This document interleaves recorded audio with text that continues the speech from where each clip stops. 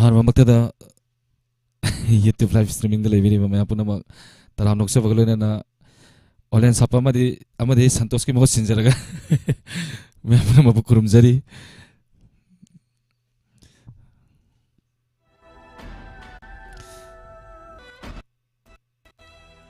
masuk entertainment program sibu mayam na thormasi mapung phan biu adom gi hiba talent utpiu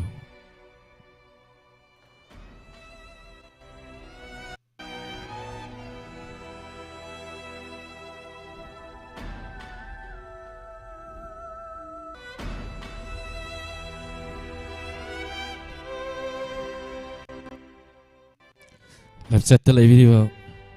mingkar patok serke boydaf taram noksari guru mayum hemba bi alangbam khomcham danesori thangjam nirupama bijan yangkhom khomo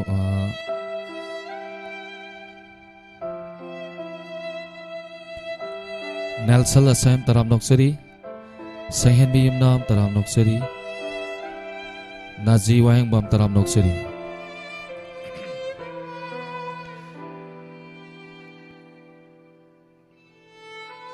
Boy daf na ngasiri fasta hari Romila like tong bam taram noksari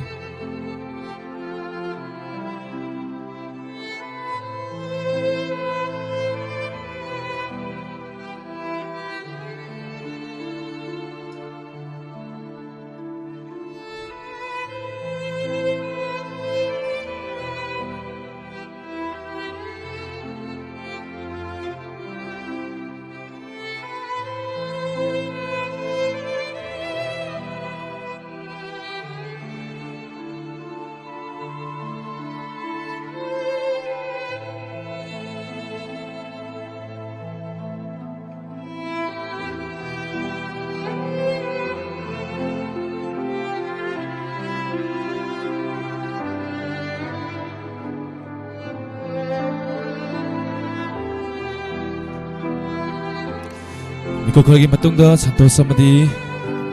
soidana tuksurake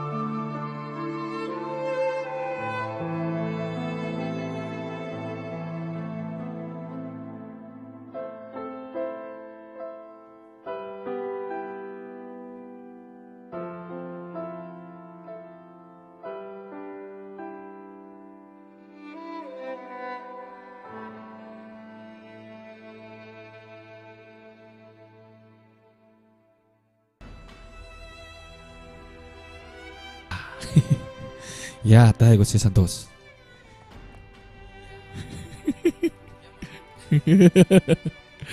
हौरागे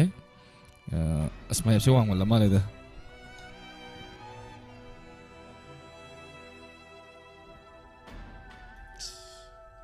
tang le mi mayam puno magputaram nokchari hani halitana live chat lengsin biriba miyoy kuting mag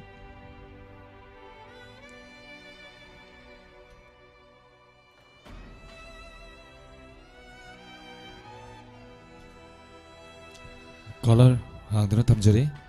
taram sigi daga asigi adamgi haiba entertainment piu taram sida season najari number 7005707808 amakahana 7005707808 hariba number sida mayamna call to biraktuna ngasigi entertainment taram sida mapung phan view amadi mayam puno magpu kaphanba nokhanba mayam puno makki khutta sinajare babli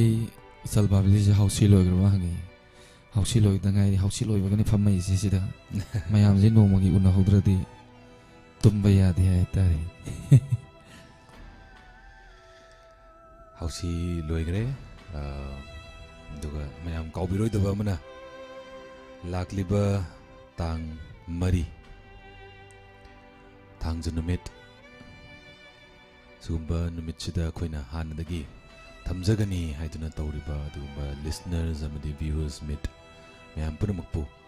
ngaiduna leijuramge aduga mayam punamak lakpiyu nganna lakpiyu aduga thorum apung phanji isai nomai thorum mayam yauri tongan tongan ba special oiba thorum kaya mai tare aduna yengsi hai hai ichi sunita gi hausi don santos na kakpane ta kaino ta hamiyo ticket yaujari heng photo ka pathane abni andaga kamusun dane sorry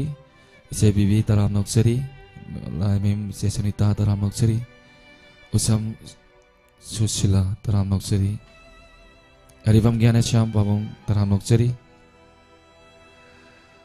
thagachari lengsen biriba khudingma boydaf bialambam thangjam nirupama usam susila kai nom ni na ujikido usum ngapi gani jevila laimem sunita akoijam ingovi komukjam dineshwari thoi babli nong ichal lailesu pawalev kanu nibarani lemo pokpun kurumjari nazi wahengbam kitang di thenge toriba toromse adubu mayam punamak sar olen amadi sar santosh animak thagachari sar olen pen nokpa thawai karayano khangdeda caller ahamani lokachagi hello hello hello tajai mingamadi laifam haibiu babli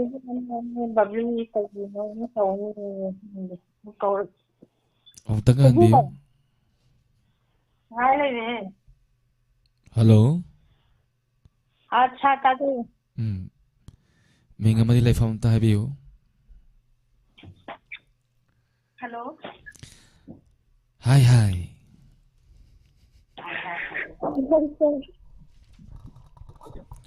mingalefam ga habisi ngasigi entertainment thorom sida phone to biraiba sir giving khawar ki ka lovely nong taram nokchari kari entertainment kari utpi gani mayam gi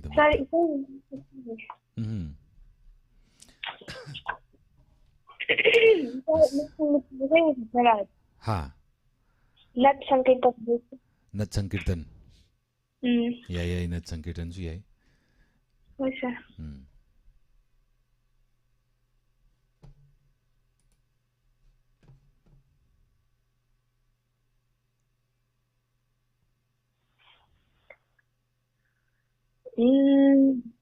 फजरबा Gaurangi माइथो Inu uru khuding makta mitham hongbaya Ina phajaraba gauranggi maitho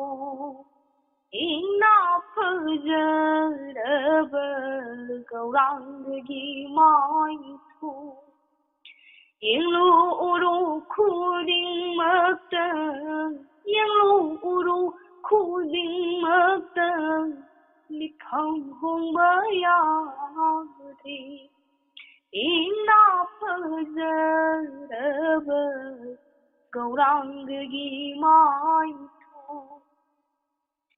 Sanagi machudagi hena phajahali Haishima karamba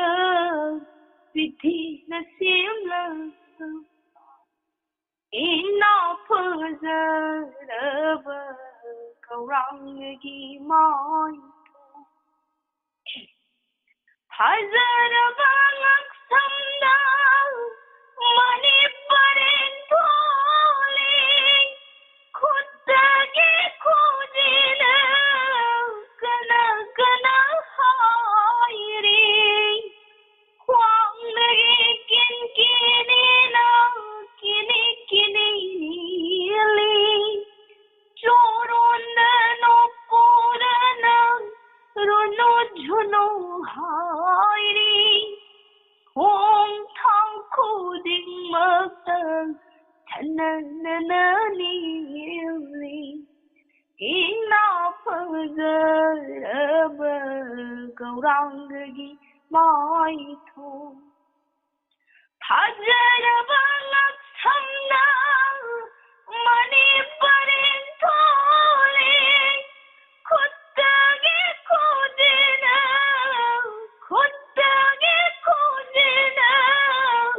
kana kana kana kana haire Khwangdagi kin kinina Khwangdagi kin kinina kini kini kini kini nili Chorona no porana rono jhuno haire Hong thang khuding makta chanana nili Ina phajaraba gaurangi maitho Isinjagi sir Thakchari isan yang pasana kudol tambirei isan Thank gi you, talent sir. live chat talai biri ba mayamna tagatpirei isan bu thenglaba matam sida Diamond TV ne santoksari ba entertainment program sida call to birakpa amadi thorong mapum phan birama tagatchari Thank you, sir. matangi caller khurang namungai jari Abe Sharma Mino animak ngaujai sarani gi takpirakpa tagatchari Indira Barmachari mayum tagatchari Hemalata tagatchari Abe Waikong once again Ramendro Taram Noksari Ariyam Gyanesham Kumacham Daneshwari Usam Susila Abe Henry Yumnam Biyalangbam Yankom Ramapati Taram Noksari me apunama Matangi caller mo kudong sawa pizari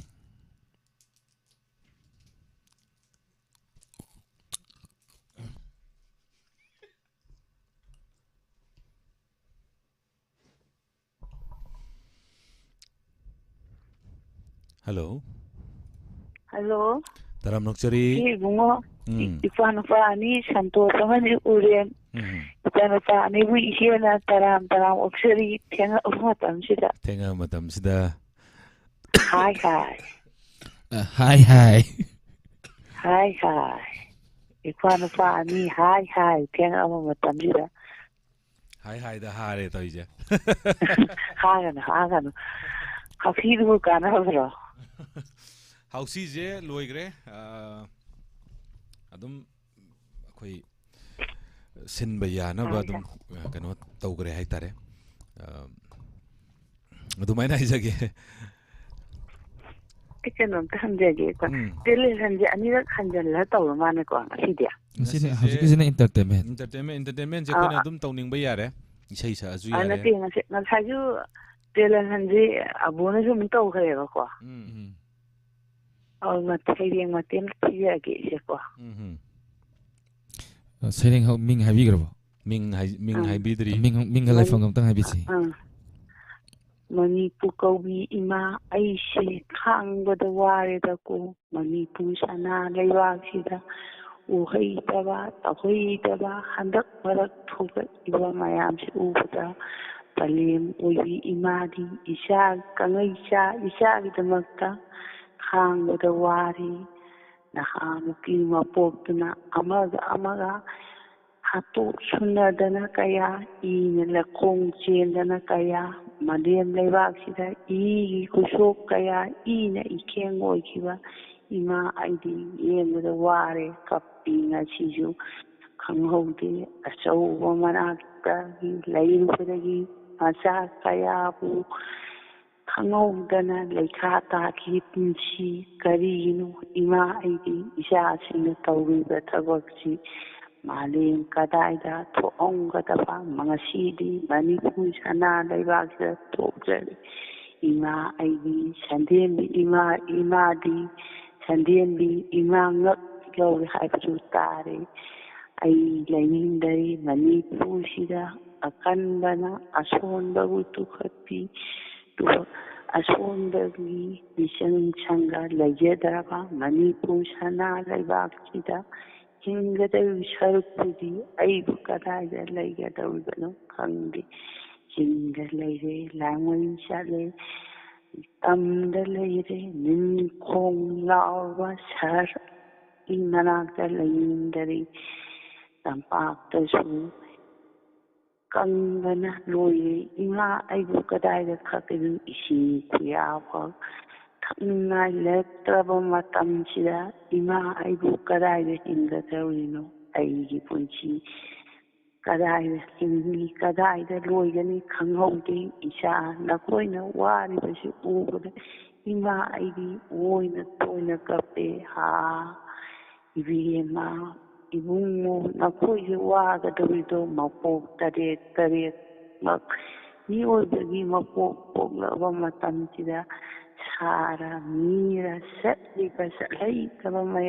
ꯆꯠꯂꯤꯕ ꯃꯌꯥꯝꯁꯦ ꯎꯕꯗ ꯏꯃꯥꯗꯤ ꯏꯆꯤꯠ ꯏꯔꯥꯎꯅ ꯊꯜꯂꯕ ꯃꯅꯤꯄꯨꯔ ꯁꯅꯥ ꯂꯩꯕꯥꯛꯁꯤꯗ ꯏꯃꯥꯕꯨ ꯀꯌꯥꯝ ꯀꯨꯏꯅ ꯍꯤꯡꯈ꯭ꯔꯣ ꯃꯆꯥ ꯀꯥꯏꯅꯔꯕꯤ ꯁꯟꯕꯤꯅ ꯈꯣꯡꯕꯒꯨꯝ ꯏꯃꯥ ꯄꯂꯦꯝ ꯏꯃꯥ ꯑꯩꯗꯤ ꯂꯩꯐꯝ ꯆꯥꯐꯝ ꯈꯪꯈꯤꯗꯔꯦ ꯏꯆꯥꯒꯤꯗꯃꯛꯇ ꯑꯩꯗꯤ ꯃꯤꯔꯝꯂꯦꯟꯗ ꯂꯩꯅꯤꯡꯗꯔꯦ ꯏꯃꯥ ꯑꯩꯗꯤ ꯑꯣꯟꯅ ꯊꯣꯏꯅ ꯀꯞꯄꯦ ꯀꯔꯤ ꯄꯥꯞꯄꯨ ꯂꯪꯖꯔꯨꯗꯅ ꯏꯆꯥ ꯏꯁꯨꯁꯤꯗ ꯆꯠꯍꯩꯗꯕ ꯇꯧꯍꯩꯗꯕ ꯃꯅꯤꯄꯨꯔꯁꯤꯗ ꯆꯠꯂꯛꯏꯕ ꯊꯧꯗꯣꯛꯀꯌꯥ ꯎꯕꯗ ꯇꯥꯕꯗ ꯇꯨꯖꯨꯡꯂꯕ ꯀꯌా ꯉꯁꯤꯗꯤ ꯈꯪꯍꯧꯗꯦ ꯑꯃꯗꯒꯤ ꯑꯃ ꯆꯩꯊꯦꯡ ꯑꯃꯗꯒꯤ ꯑꯃ ꯆꯩꯊꯦꯡ ꯀꯔꯤꯒꯤꯅꯣ ꯄꯤꯔꯤꯕ ꯆꯩꯊꯦꯡ ꯃꯌꯥꯝꯁꯤꯕꯨ ꯑꯆꯧꯕꯅ ꯃꯆꯥꯕꯨ ꯇꯨꯍꯠꯄꯤꯔꯤ ꯑꯆꯧꯕꯒꯤ ꯃꯅꯥꯛꯇ ꯂꯩꯔꯨꯕ ꯑꯩꯈꯣꯏꯁꯤ ꯀꯔꯤꯅꯣ ꯇꯧꯒꯗꯣꯏꯁꯤꯕꯨ ꯏꯃꯥ ꯀꯅꯥꯒꯤ ꯃꯐꯝꯗ ꯆꯪꯉꯒ ꯍꯤꯡꯒꯗꯣꯏꯅꯣ ꯀꯗꯥꯏꯗ ꯂꯣꯠꯂꯒ ꯍꯤꯡꯒꯗꯣꯏꯅꯣ ꯏꯃꯥ ꯅꯪꯅ ꯅꯆꯥꯁꯤꯡꯕꯨ ꯂꯧꯁꯤꯟꯕꯤꯔꯣ ꯏꯃꯥ ꯑꯩꯗꯤ ꯋꯥꯔꯦ ꯈꯥꯡꯕꯗ ꯋꯥꯔꯦ ꯄꯂꯦꯝ ꯏꯃꯥ ꯑꯩ ꯌꯥꯝꯅ ꯋꯥꯔꯦ ꯏꯃꯥ ꯅꯆꯥ ꯂꯥꯛꯂꯦ ꯏꯃꯥ ꯅꯆꯥ ꯂꯥꯛꯂꯦ ꯂꯧꯁꯤꯟꯕꯤꯔꯣ ꯏꯃꯥ ꯅꯆꯥ ꯃꯤꯔꯝꯂꯦꯟꯁꯤꯗ ꯂꯩꯅꯤꯡꯗꯔꯦ ꯏꯃꯥ ꯂꯩꯔꯝꯂꯦꯟꯗ ꯇꯤꯜꯂꯒꯦ ꯏꯃꯥ ꯅꯆꯥꯕꯨ ꯉꯥꯏꯔꯝꯀꯣ ꯅꯆꯥ ꯂꯥꯛꯂꯦ ꯏꯃꯥ ꯅꯆꯥ ꯂꯥꯛꯂꯦ ꯋꯥꯅꯤ ꯁꯤꯗ ꯂꯣꯏꯖꯔꯒꯦ ꯊꯥꯒꯠꯆꯔꯤ ꯏꯆꯦ ꯍꯥꯏꯅꯤꯡꯉꯥꯏ ꯂꯩꯇꯅ ꯏꯄꯥ ꯍꯥꯏꯅ ꯀꯧꯔꯕꯅꯤꯅ ꯑꯩꯈꯣꯏꯁꯨ ꯏꯆꯦꯅ ꯑꯗꯨꯝ ꯀꯧꯖꯔꯒꯦ ꯊꯥꯒꯠꯆꯔꯤ ꯍꯥꯏꯅꯤꯡꯉꯥꯏ ꯂꯩꯇꯅ ꯊꯥꯒꯠꯆꯔꯤ ꯁꯩꯔꯦꯡ ꯍꯥꯏꯗꯤ ꯑꯩꯈꯣꯏꯒꯤ ꯏꯃꯥ ꯂꯩꯕꯥꯛ ꯀꯪꯂꯩꯄꯥꯛꯁꯤꯗ ꯂꯩꯔꯤꯕ ꯑꯗꯨꯒꯨꯝꯕ ꯑꯋꯥꯕ ꯑꯅꯥꯕ ꯃꯌꯥꯝ ꯑꯃ ꯍꯥꯏꯇꯥꯔꯦ tongan tongan ba topic kaya ama cover tawbire isai akoigi saireng sida haini altana thagachari akoigi thorom sida call tawbirakpa aduga thorom sibu mapung phan biba thagachari Asi mi yam tumna man telephone yam toina phangyabe. sisi hausi hek loibaga thorom Kaji sida pani. thagachari Noi wa nu siramani. mayamgi thaugalni aduna awaba thiba yade mayam punna ajik tawriba mayam sida loina staff sing adagi chenbiriba khudimag yam wagrajani aduna mayam punna honari thagachari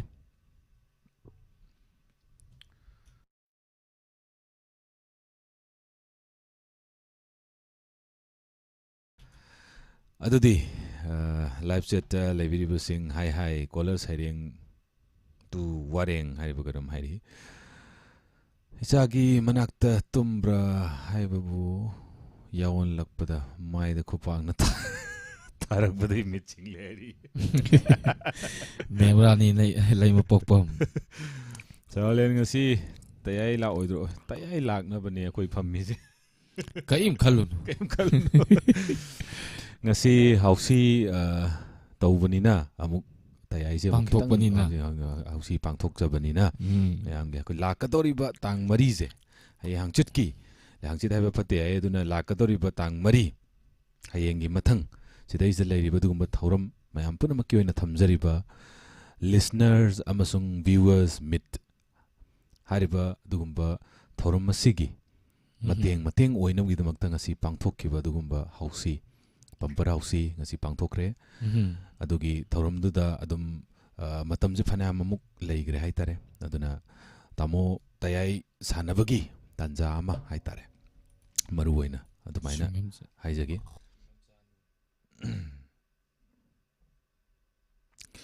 thagachari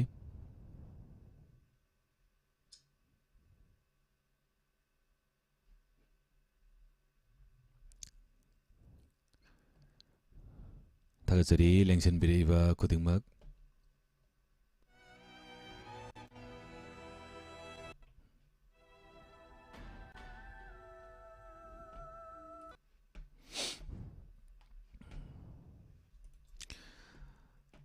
dale dudi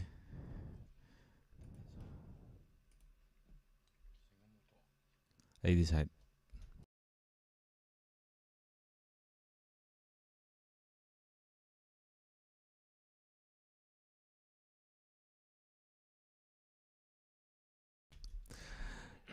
adi mayam ze haifet aku mit chingan boina isai amtang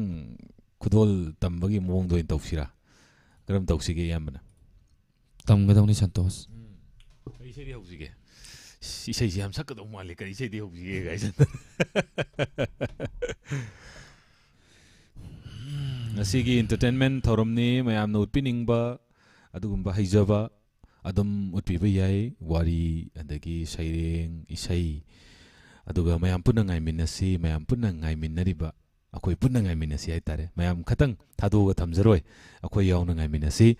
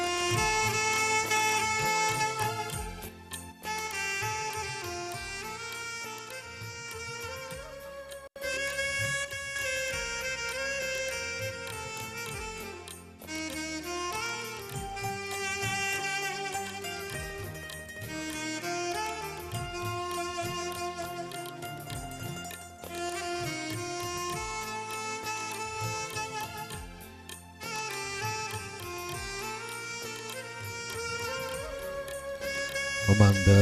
call phangbidaba miyosing call try tawpiu hauji call adum sungsoi seduna phangani ꯃꯊꯪꯒꯤ call ꯂꯧꯈꯠꯆꯔꯤ hello hello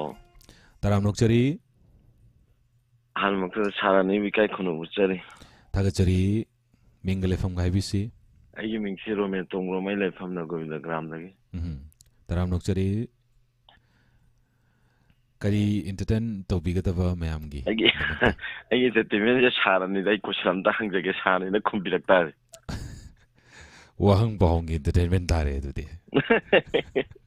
ꯁꯨꯝ inspector ꯇꯌꯥꯏ ꯉꯥꯏꯕ ꯑꯣꯏꯅ ꯍꯣꯏ ꯍꯣꯏ ꯑꯩꯒꯤ ꯀꯣꯏꯁꯟꯁꯦ ꯎꯝ ꯑꯩ ꯏꯁꯩ ꯃꯇꯦꯛ ꯑꯃ ꯁꯛꯂꯛꯀꯗꯣꯏꯅꯤ ꯑꯗꯨꯒ ꯍꯪꯉꯛꯀꯗꯣꯏꯅꯤꯀꯣ ꯍꯧꯔꯒꯦ ꯌꯥꯕ ꯍꯧꯕꯤꯔꯁꯤ ꯑꯩꯒꯤ ꯅꯨꯡꯁꯤꯕꯗꯤ ꯅꯪꯅꯤ ꯄꯨꯟꯁꯤꯒꯤ ꯑꯍꯥꯟꯕꯁꯨ ꯅꯪꯅꯤ ꯎꯈꯤ ꯑꯩꯅ ꯅꯪꯕꯨ ꯁꯅꯥ ꯂꯝꯖꯥꯎ ꯁꯣꯔꯣꯛꯇ 이까이 농시 야나나 난가 아이가 미자나키 아이기 농시바디 낭니 운시게 아한 바슈 낭니 거의 잘하는지 시기 필름지 까리 필름 밍 뭐 싱거스나 까라나 사기겠지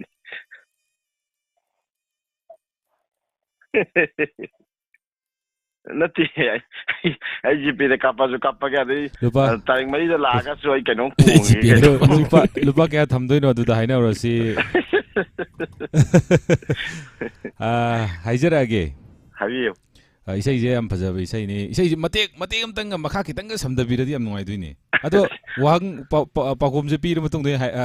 समदरजिरा फिल्म ममिंगना याम्बा ओलेंदगी तारसी अदुगा आई सिंगर दुना आई दुम हाइजरगे होय होय मंदिर फिल्म दैने चुमे अदुगा सिंगर जिना one and only Kumar Sanu चुमे अदुदि प्राइस थोरांग तोबिरो प्राइस आई कनो डेट फॉर द लाख तौजरगे ओके थागचरी अदो इसाई दो मते अमतंगा नंगदबिरदि याम नुंगाइने ꯑꯩ ꯃꯊꯪ ꯏꯁꯩ ꯁꯛꯄꯁꯤꯗ ꯉꯪꯊꯖꯔꯒꯦꯅ ꯂꯩꯔꯕꯅꯤ ꯍꯣꯏ ꯍꯣꯏ ꯃꯇꯦꯛ ꯑꯃꯇꯪ ꯑꯩꯒꯤ ꯅꯨꯡꯁꯤꯕꯗꯤ ꯅꯪꯅꯤ ꯄꯨꯟꯁꯤꯒꯤ ꯑꯍꯥꯟꯕꯁꯨ ꯅꯪꯅꯤ ꯎꯈꯤ ꯑꯩꯅ ꯅꯪꯕꯨ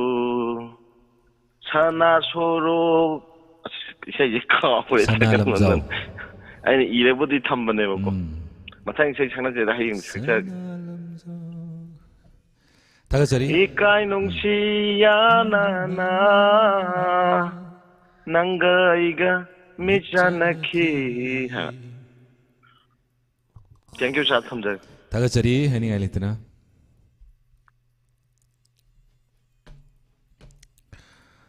लाइव चैट लेबिरिबा म्यूजिक मिहोइ चामगा 50 गा 9 सुग्रे थागचरी नसीगी मयामगी एंटरटेनमेंट गी दमक्ता फमजरीबा इचिनाव याम्बोलेन अमदी अहाक मयामगी दमक्ता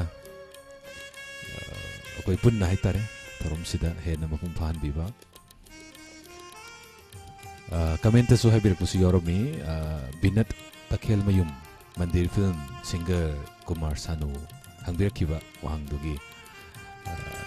कनो तौबिसु यौबिरी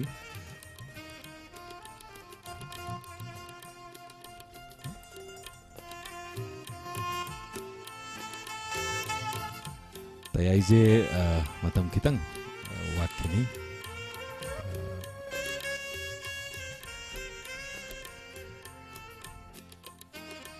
यामदुदि इसाइजे करी इसाइ नो यामने हेक्ता खनबिरो हौरसी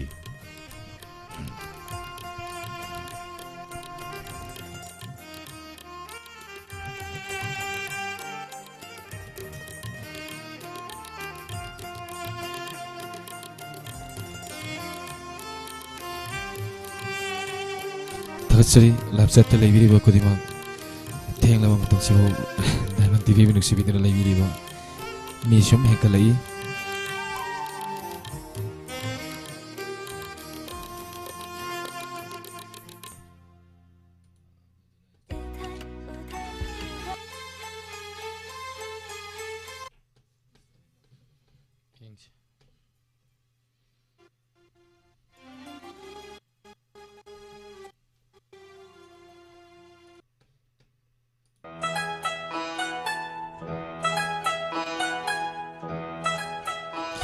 Santos ay yening kat na huningi doon ang nasakto isay siya.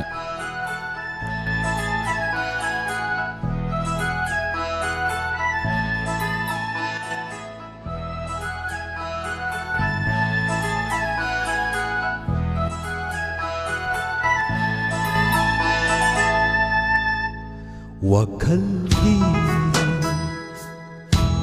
ꯍꯧꯔꯛꯐꯝ ꯑꯣꯏꯕꯅ ꯅꯣꯡꯃꯇꯁꯨ ꯀꯥꯎꯗ꯭ꯔꯕ ꯅꯍꯥꯛꯄꯨ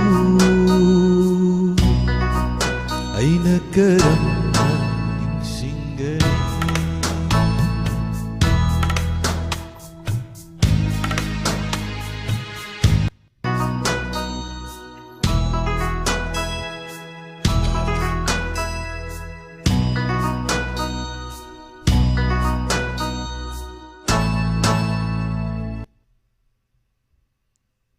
Nang sarap tumalas, hindi na umayan.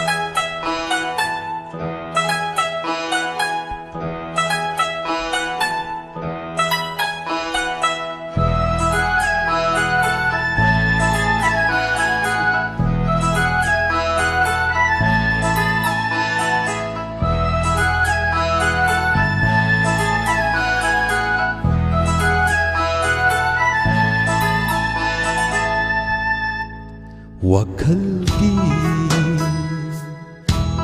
ꯍꯧꯔꯛꯐꯝ ꯑꯣꯏꯕꯅ ꯅꯣꯡꯃꯇꯁꯨ ꯀꯥꯎꯗ꯭ꯔꯕ ꯅꯍꯥꯛꯄꯨ ꯑꯩꯅ ꯀꯔꯝꯅ ꯅꯤꯡꯁꯤꯡꯒꯅꯤ ꯆꯥꯡꯌꯦꯡ ꯇꯧꯒꯦ khꯜꯂꯗꯨꯅ imit ase silabasu Santos ki saktam ni uriba Amoy ka lotuna laikraba nahakpu Amoy ka lotuna laikraba nahakpu Mafam kadayda tirugani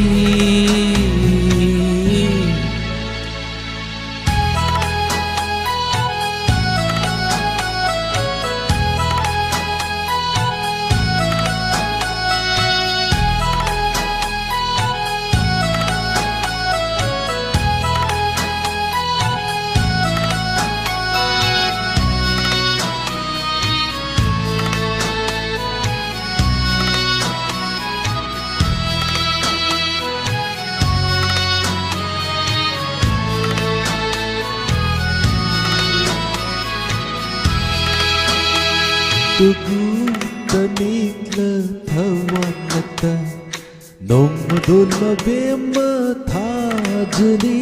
Pukning warakta bilay silna Thamoygi saktam sing yeklari Tagu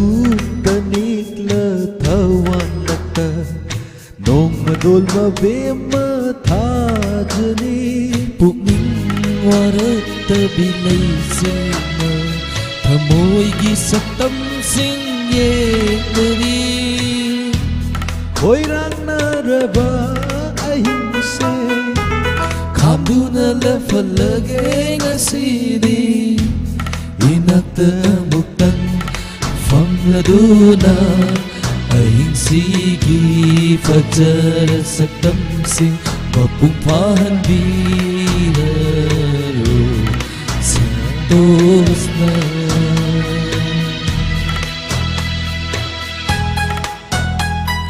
Abewa kong sa hawiro oy ay nakambi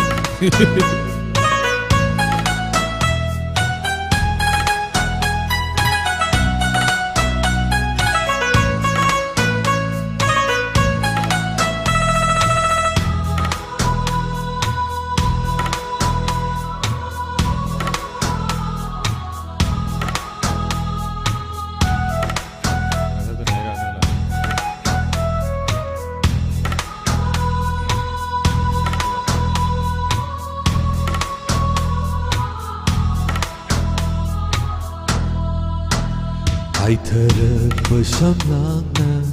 ꯑꯩꯒꯤ ꯈꯖꯥꯏꯗ ꯊꯦꯡꯂꯛꯄ ꯍꯥꯏꯊꯔꯛꯄ ꯁꯝꯂꯥꯡꯅ ꯑꯩꯒꯤ ꯈꯖꯥꯏꯗ ꯊꯦꯡꯂꯛꯄ ꯂꯔꯣꯏꯔꯕ ꯅꯪꯒꯤ ꯁꯛꯇꯝꯒꯤ ꯃꯆꯨꯁꯤꯡ ꯑꯩꯒꯤ ꯊꯃꯣꯏꯗ ꯍꯟꯖꯤꯟ ꯍꯟꯖꯤꯟ ꯍꯟꯖꯤꯟ ꯁꯪꯈꯔꯦ ꯅꯪꯉꯣꯟꯗ ꯂꯥꯏꯆꯨꯔꯕ ꯑꯩꯅ ꯍꯪꯂꯤ ꯋꯥꯍꯪꯂꯤꯁꯤꯡꯅ ꯅꯪꯉꯣꯟꯗ ꯂꯥꯏꯆꯨꯔꯕ ꯑꯣꯂꯦꯅ ꯍꯪꯂꯤ ꯋꯥꯍꯪꯂꯤꯁꯤꯡꯅ ꯅꯪꯕꯨ ꯀꯌꯥꯝ ꯀꯨꯏꯅ ꯉꯥꯏꯈꯣꯒꯦ ꯅꯪꯕꯨ ꯀꯌꯥꯝ ꯀꯨꯏꯅ ꯉꯥꯏꯈꯣꯒꯦ ꯅꯪꯕꯨ ꯀꯌꯥꯝ ꯀꯨꯏꯅ ꯉꯥꯏꯈꯣꯒꯦ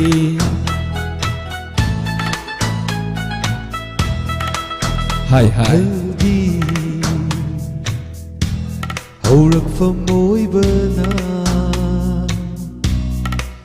ꯅꯣꯡꯃꯇꯁꯨ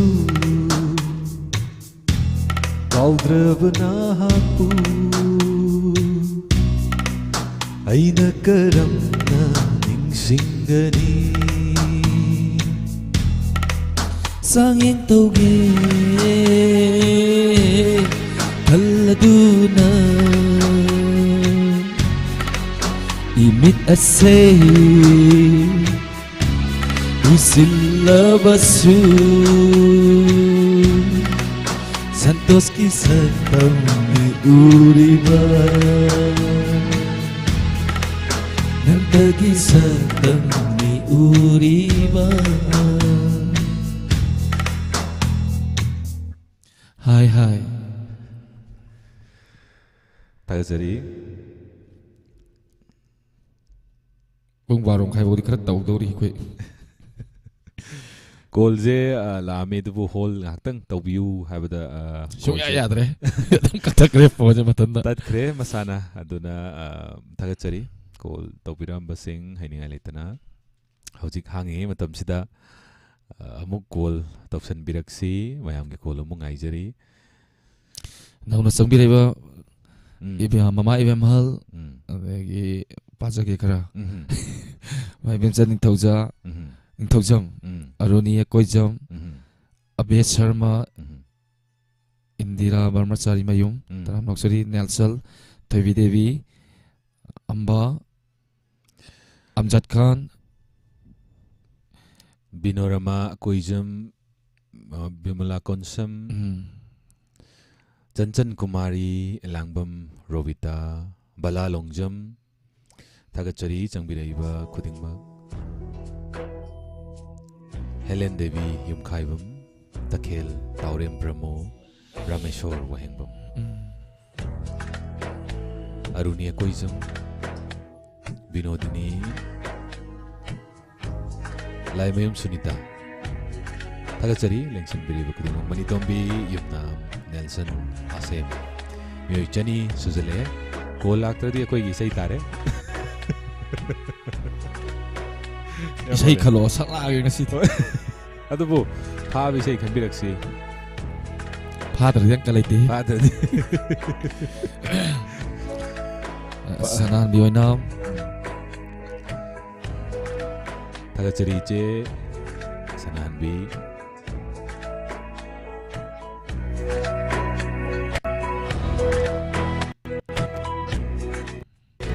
ꯁꯟꯇꯣꯁ ꯏꯁꯩ ꯍꯧꯁꯤ ꯊꯨꯡꯅꯔꯣꯏꯗꯕ ꯊꯨꯡꯅꯔꯣꯏ ꯍꯥꯏꯕ ꯈꯪꯅ ꯈꯪꯅ ꯅꯨꯡꯁꯤꯈꯤ ꯑꯩꯅ ꯅꯪꯕꯨ ꯁꯛꯄꯤ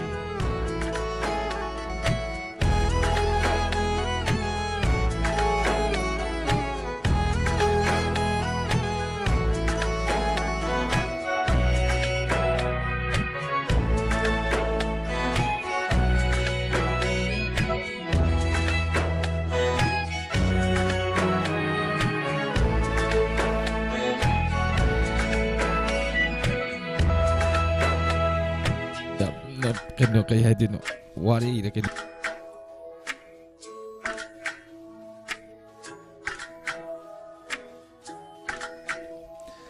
ꯏꯁꯩ ꯈꯟꯕꯤꯔꯛꯄ ꯁꯥꯔ ꯑꯅꯤꯃꯛ ꯌꯥꯝ ꯐꯖꯔꯦ 아,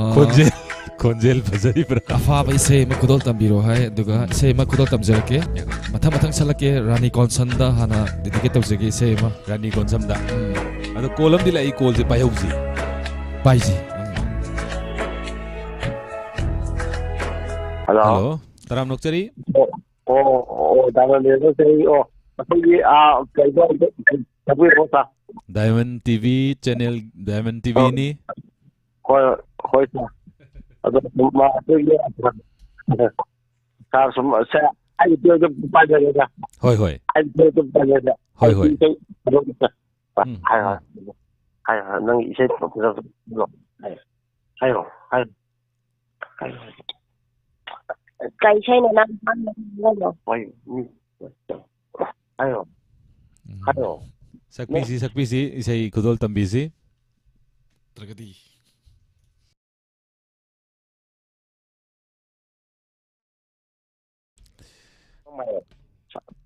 ꯍꯜꯂꯣ ꯍꯜꯂꯣ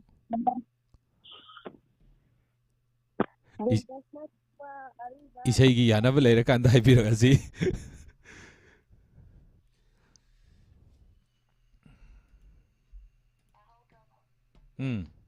ꯉꯥꯛꯇꯪ ꯄꯥꯏꯕꯤꯔꯣ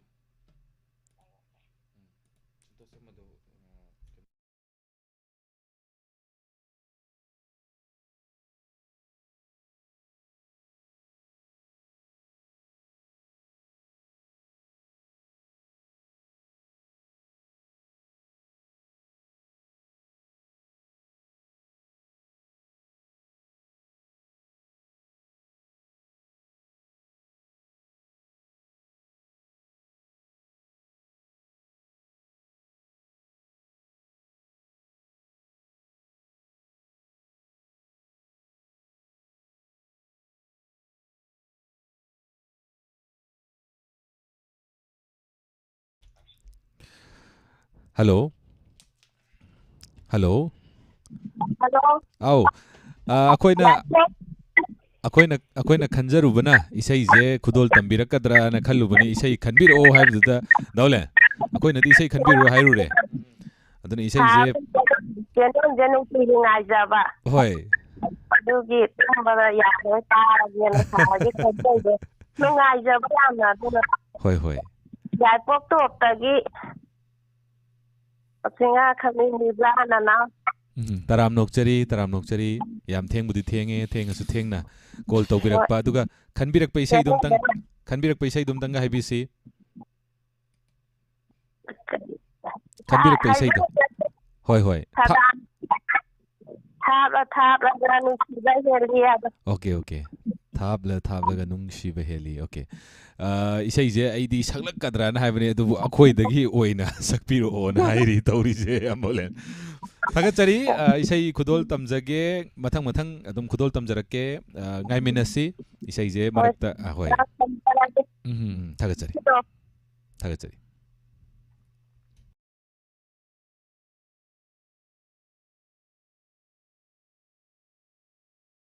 ꯁꯣꯝꯗ ꯗꯦꯗꯤꯀꯦꯠ ꯑꯝꯇꯪ ꯇꯧꯖꯒꯦ ꯏꯁꯩ ꯑꯃ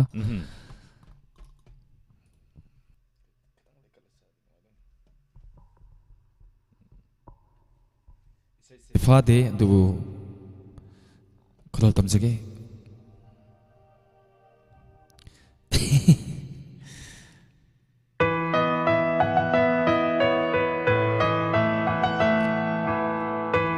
ꯍꯥꯏ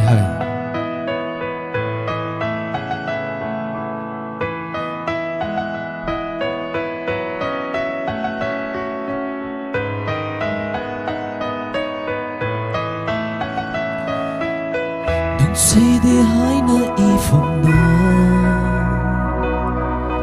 ꯆꯤꯟꯕꯥꯅ ꯑꯃꯨꯛꯇ ꯍꯥꯏꯔꯝꯃꯨ ꯑꯣꯞꯆꯥꯛꯅ ꯂꯩꯍꯧꯔꯗꯕ ꯅꯪꯒꯤ ꯋꯥꯍꯩꯅ ꯈꯔ ꯐꯍꯜꯂꯅꯨ ꯑꯩꯕꯨ ꯊꯦꯝꯗꯨꯅ ꯊꯝꯂꯅꯨ ꯅꯪꯒꯤ ꯃꯤꯅꯨꯡꯁꯤ ꯑꯗꯨꯅ ꯋꯥꯔꯧꯕ ꯂꯩꯍꯧꯗꯅꯕ ꯑꯩꯒꯤ ꯊꯃꯣꯏ ꯑꯁꯤꯗ ꯅꯨꯡꯁꯤꯅ ꯁꯦꯡꯅ ꯍꯥꯏꯔꯝꯃꯨ ꯂꯥꯎꯕꯁꯦ ꯌꯥꯗ꯭ꯔꯦ ꯔꯦꯀꯣꯔꯗ ꯇꯧꯔꯤꯕꯅ ꯋꯥꯊꯣꯛ ꯑꯋꯥꯕ ꯄꯨꯝꯅꯃꯛ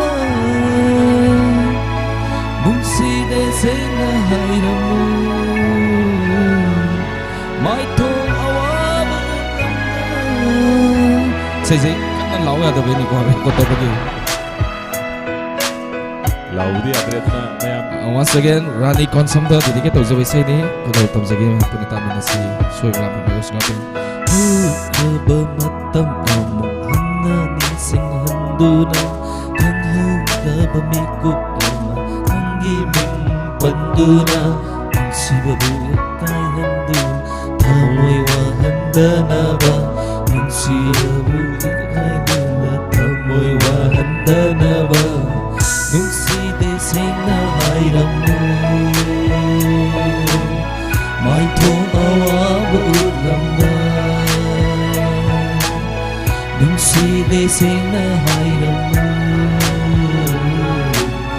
mai thong awa lamna Laudi adre waro biroi sai se kan lau sak ya da beni tak kan ko tam jagi record house ni iska kate ai manang ni dama soi da na sana kan sim sa jai dana laudi adagi laudana ko tamjare mayam waro biroi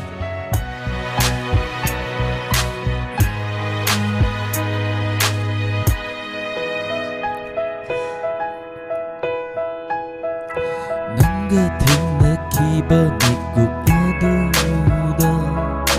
mikiba thamai hundu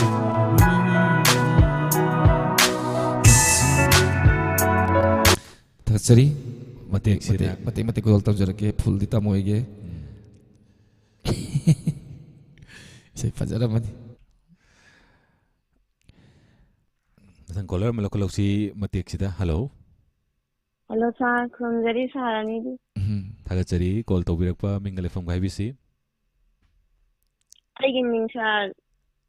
Binodini Khomram Kwasify Bayin. ibc kari entertainment utpigadaba kari tawbigadaba natraga isai khanbigadoira kadawdino Sir, I say Gangam Kijarat. tvc How do I get sir? obc Aina ngasi Diamond TV channel da chijaga doriba. Saireng asigi maming di mapugi mata. He taibang miyoiba. Laukhatlaba jugsigi samaj se kadaidano amas oireda. Mahaisu hai maral sulai. Mafamsu sawi lausing sulai. Masaksu phajai phije sunam. Adugu minung sigi thamoidi kadaidang amnasat.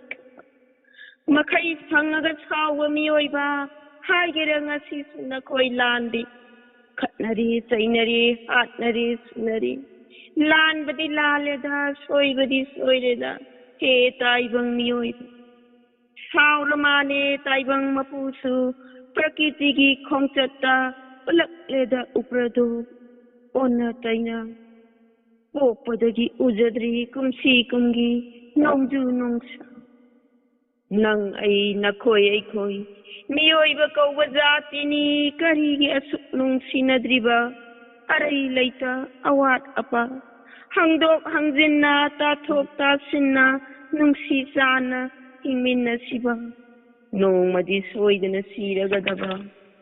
Telaba punsi mikop sida mapuna pibirak pasinta tungoy na punsi lambi katpadi kari pupel kaupagi. Taibang miyoiba. Lango langgay isiraba matam masida. Mapugi sinta tungin na asamba lambi tatlasi. Nung sisana niking minarasi. Tamoy kudingda mapu mahak na pautakli. Punsi lambi lambing biri. Tamin na amuktata siba. Matam gi sapu na sarang naraba. Pugningi wabu in. Punsi lambi labadi awa may sak helani ingna tapna kallu munna nung sinayeng silu awa may sak ngamba sidayay nadayay mapu mahak na tamoy kuding dangan toy bidi kallu yengu tiyu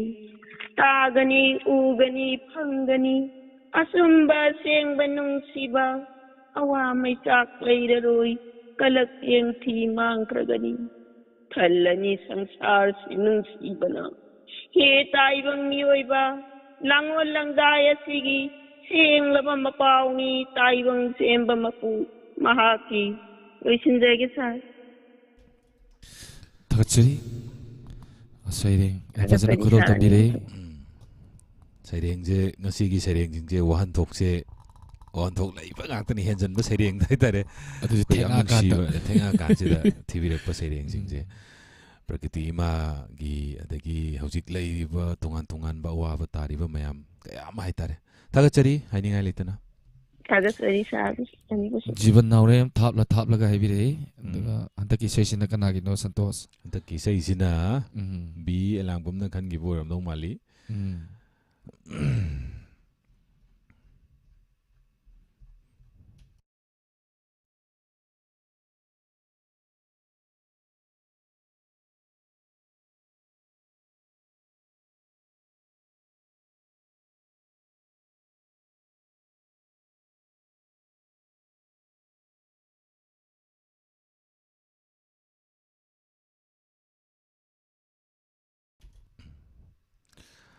okay ꯑꯗꯨꯗꯤ ꯏꯁꯩ ꯈꯟꯕꯤꯔꯛꯄ ꯏꯁꯩ ꯃꯇꯦꯛ ꯑꯗꯨꯝ ꯇꯧꯔꯒꯦ ꯌꯥꯝꯅ ꯍꯩꯕ ꯃꯤ ꯉꯥꯛꯇꯅꯤꯅ ꯐꯝꯃꯤꯁꯦ direct ꯁꯤꯡꯒꯔꯅꯤ okay ꯑꯁꯤꯃꯗꯤ ꯁꯣꯏꯔꯦ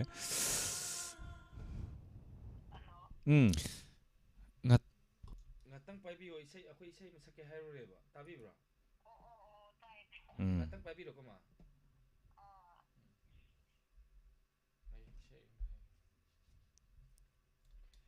ꯑꯩꯗꯤ ꯐꯥꯗꯦ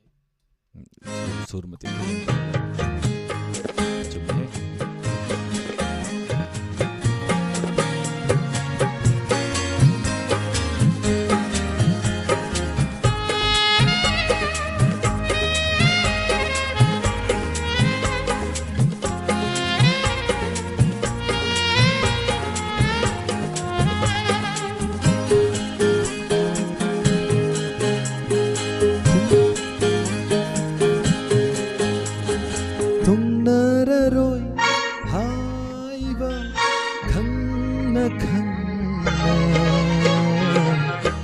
ꯅꯨꯡꯁꯤꯈꯤ ꯅꯪꯕꯨ ꯑꯩꯅ ꯊꯨꯡꯅꯔꯔꯣꯏ ꯍꯥꯏꯕ ꯈꯪꯅ ꯈꯪꯅ ꯅꯨꯡꯁꯤꯈꯤ ꯅꯪꯕꯨ ꯑꯩꯅ ꯃꯩꯆꯥꯛꯁꯦ ꯐꯪꯒꯅꯤ ꯈꯪꯅ ꯈꯪꯅ ꯊꯝꯖꯈꯤꯕꯅꯤ ꯊꯥꯖꯕ ꯅꯐꯝꯗ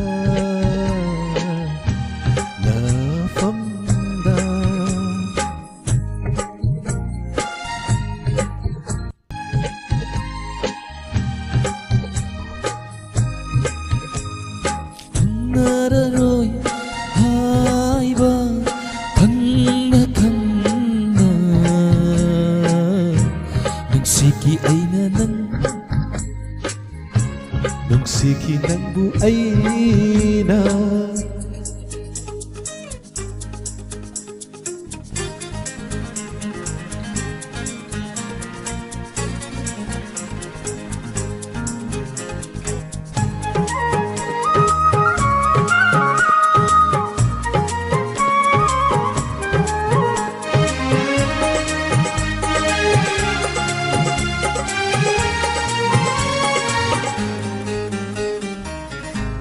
ꯊꯥꯕꯜ ꯐꯔꯕ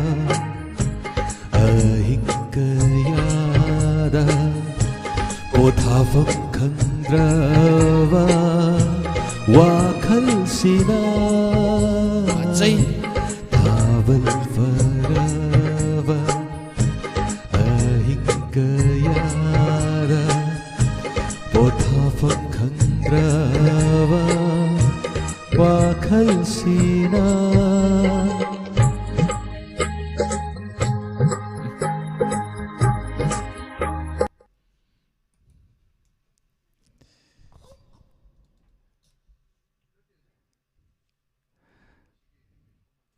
ꯊꯥꯒꯠꯆꯔꯤ ꯃꯇꯦꯛꯁꯤꯅ ꯑꯗꯨꯝ ꯑꯩꯈꯣꯏ ꯌꯥꯅꯕ ꯑꯗꯨꯝ ꯍꯣꯠꯅꯔꯁꯤ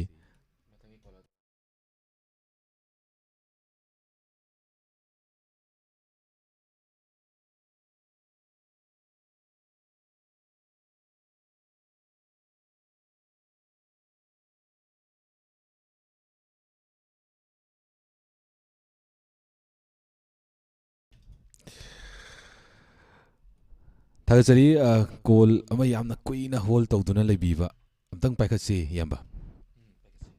ꯍꯜꯂꯣ ꯍꯜꯂꯣ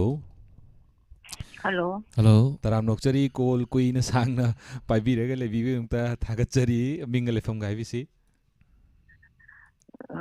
ꯁꯥꯔ ꯑꯩ ꯕꯕ꯭ꯂꯤꯒꯤ ꯃꯃꯥꯅꯦ ꯑꯣ ꯎꯝ ꯏꯟꯗꯣꯝꯆꯥ ꯑꯗꯨꯝ ꯀꯧꯖꯔꯒꯦ ꯑꯗꯨꯗꯤ ꯍꯣꯏ ꯀꯔꯤ ꯉꯁꯤꯁꯦ ꯏꯁꯩ ꯍꯣꯏ ꯉꯁꯤꯁꯦ ꯃꯤꯁꯦ ꯇꯨꯝꯅꯈ꯭ꯔꯕ ꯀꯩꯅꯣ ꯈꯪꯗꯦ ꯋꯥꯠꯂꯦꯅ ꯍꯣꯏ ꯍꯣꯏ ꯍꯩꯇꯕ ꯑꯩꯁꯨ ꯇꯧꯅꯤꯌꯦ ꯃꯤꯁꯦ ꯂꯥꯏꯐꯇꯗꯤ ꯑꯗꯨꯝ ꯃꯤ 200 ꯍꯦꯟꯅ ꯂꯩꯔꯤ ꯑꯗꯨꯒ ꯐꯣꯟꯁꯦ ꯀꯣꯜꯁꯦ ꯄꯨꯡ 12 ꯇꯥꯁꯜꯂꯛꯄ ꯁ꯭ꯋꯥꯏꯁꯤꯗ ꯉꯁꯤꯒꯤ ꯑꯩꯈꯣꯏꯒꯤ ꯍꯥꯎꯁꯤ ꯁꯤꯟꯕꯗꯁꯨ ꯇꯥꯃꯣꯁꯦ ꯈꯔ ꯍꯦꯟꯅ ꯆꯤꯟꯕꯁꯨ ꯑꯣꯏꯈꯤꯕ ꯍꯥꯏꯇꯥꯔꯦ ꯑꯗꯨꯅ ꯍꯣꯏ ꯍꯣꯏ ꯃꯇꯝꯁꯦ ꯇꯌꯥꯏ ꯁꯥꯟꯅꯕꯒꯤ ꯃꯇꯝꯁꯦ ꯑꯃꯨꯛ ꯐꯪꯈꯤꯗꯕ ꯑꯗꯨꯅ ꯍꯧꯖꯤꯛꯁꯦ ꯑꯗꯨꯝ ꯋꯥꯔꯁꯨ ꯋꯥꯅ ꯃꯌꯥꯝꯒꯤꯗꯃꯛꯇ ꯌꯥꯝ ꯀꯟꯅ ꯍꯣꯠꯅꯔꯤ ꯍꯥꯏꯇꯥꯔꯦ ꯇꯥꯃꯣꯅ ꯑꯗꯨꯅ ꯑꯩꯈꯣꯏꯅ ꯑꯃꯨꯛ ꯁꯣꯝꯗ ꯑꯃꯨꯛ ꯃꯌꯥꯝꯁꯦ ꯑꯃꯨꯛ ꯁꯦꯟꯅꯖꯕ ꯍꯥꯏꯇꯥꯔꯦ ꯏꯌꯥꯝꯕ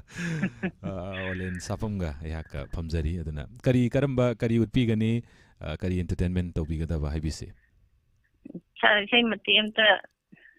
ꯉꯪꯕ ꯍꯩꯕ꯭ꯔꯥ ꯌꯦꯡꯒꯦ ꯍꯣꯏ ꯍꯣꯏ ꯉꯪꯕꯤꯌꯨ ꯍꯧꯖꯔꯒꯦ ꯁꯥꯔ ꯍꯣꯏ ꯍꯧꯕꯤꯔꯁꯤ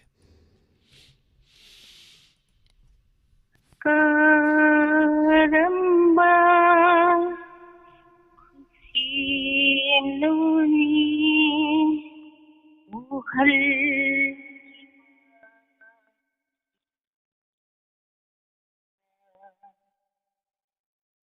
ꯀꯦꯀꯦꯗ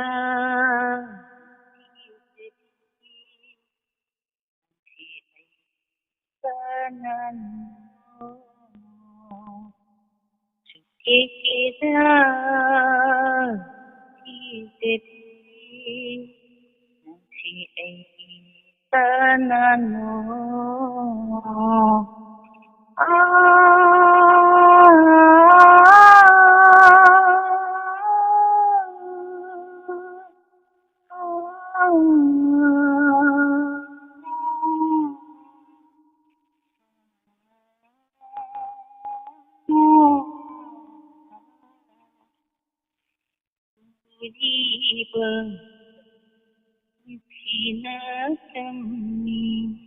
kaya dapat kaya ganinti nanti halibawakan sinahai wirang nanti nanti kita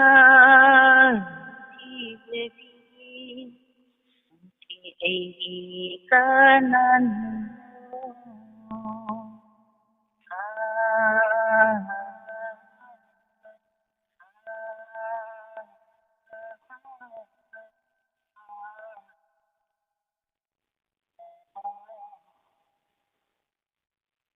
Bukit Kapi Medina Nanggi Karino Seliba Pako Tenang Lasimbang Ngaurayatun Ibi Pila Saidari Amoy Ibang I don't know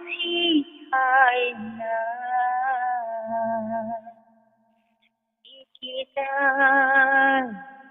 isepa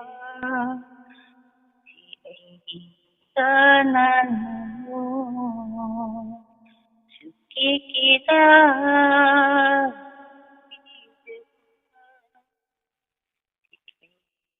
tanano ꯂꯣꯏꯁꯤꯟꯖꯔꯒꯦ ꯁꯥꯔ ꯊꯥꯒꯠꯆꯔꯤ ꯏꯁꯩ ꯌꯥꯝ ꯅꯨꯡꯁꯤꯕ ꯌꯥꯝ ꯐꯖꯕ ꯏꯁꯩ ꯑꯃ ꯈꯨꯗꯣꯜ ꯇꯝꯕꯤꯔꯝꯕ ꯊꯥꯒꯠꯆꯔꯤ ꯊꯦꯡꯛ ꯌꯨ ꯁꯥꯔ ꯀꯣꯂꯔ ꯏꯁꯩ ꯌꯥꯝ ꯐꯖꯩꯅ ꯍꯥꯏꯕꯤꯔꯛꯄ ꯏꯕꯦꯝꯆꯥ ꯅꯤꯡꯊꯧꯖꯝ ꯗꯤꯅꯦꯁ ꯂꯧꯔꯦꯝꯕꯝ ꯇꯌꯥꯏ ꯁꯨꯡꯁꯣꯏ ꯁꯣꯏꯗꯅ ꯂꯥꯛꯀꯅꯤ ꯇꯌꯥꯏ ꯍꯧꯖꯤꯛ ꯀꯟꯅ ꯉꯁꯤꯒꯤ ꯍꯥꯎꯁꯤ ꯂꯩꯈꯤꯕꯅ ꯃꯔꯝ ꯑꯣꯏꯔꯒ ꯑꯩꯈꯣꯏꯒꯤ ꯗꯥꯏꯃꯟꯒꯤ Diamond TV-gi oina adugumba listener mit pangthokjagadoriba adugidamakta haitare mateng oina bidamakta khoina sinjagiba hausi ngasi namit tabane aduna hausi khara sin langdana khara henna involve tawgibana maram oiraga tayai sanabagi matam khitang khoihonagre aduna hauji adum semjari mayamgi kaidanaba tamona warzuana mayamgidamakta haitare aduna call lokachari mathangi hello taram lokchari mingna phongai bisi hello singman them ne kai degi dom cha mi boine mi mane dom cha taram lokchari chani bu ahama matada yam thaga jai dom chana ngasi ngarang si ai lab ta ka yaw ba singamne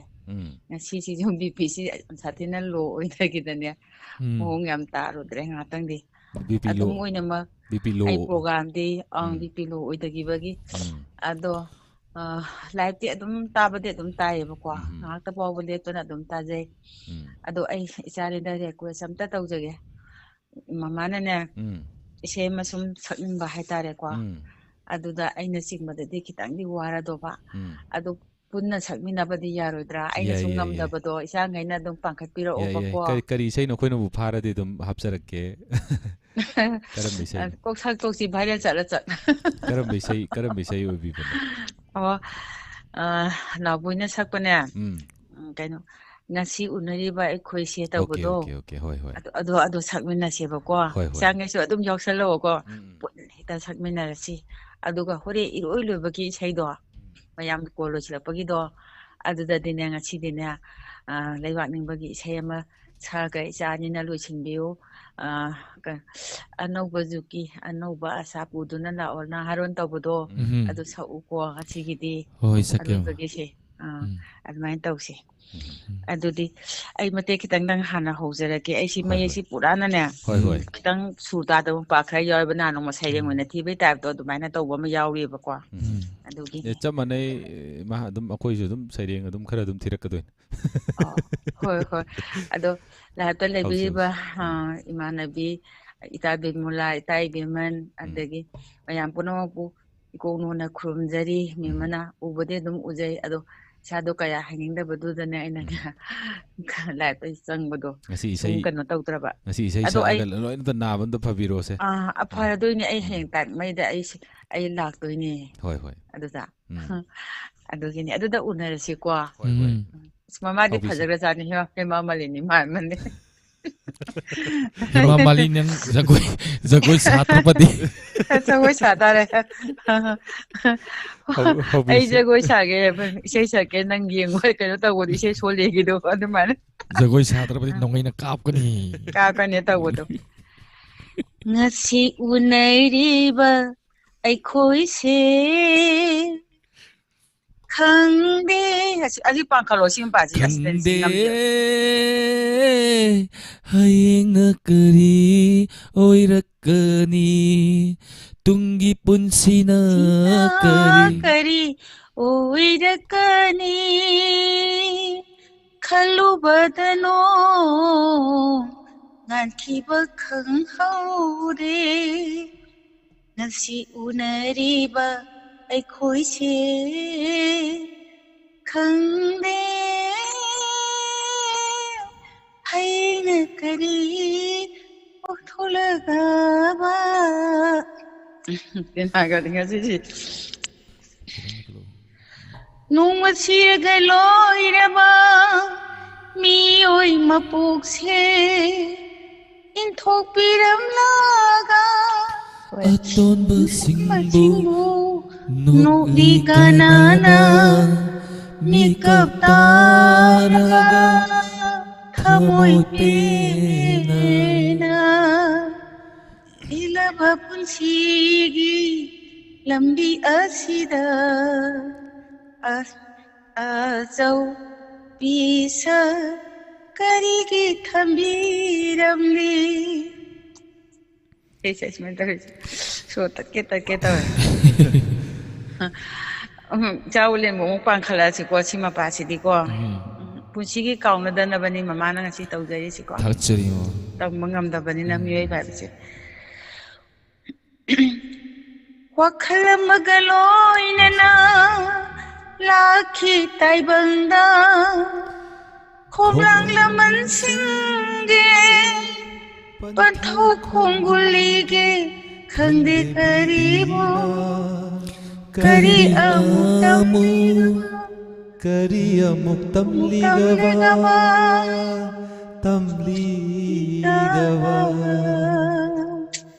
Amutanga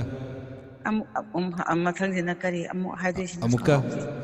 wasak amanaloy na lakhi taibangda khomlang laman singge pathau khongulige khande bidina kari amuk tamligawa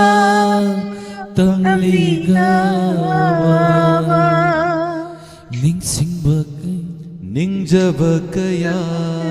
se pangbangam jadki dara nung sira thawai mana ngasi unariba aikoi se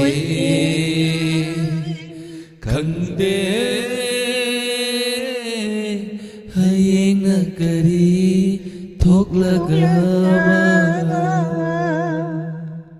sumai noi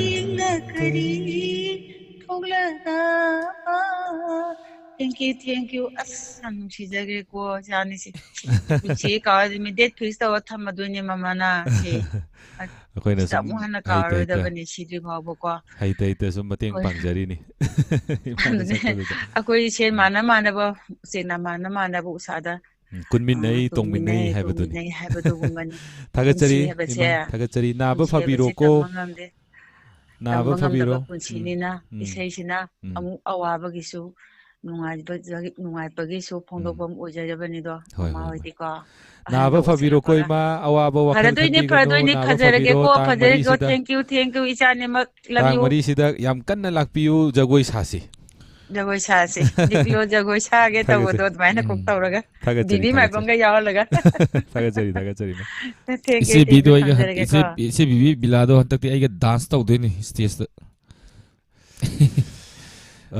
mathangi sei khanbirakpa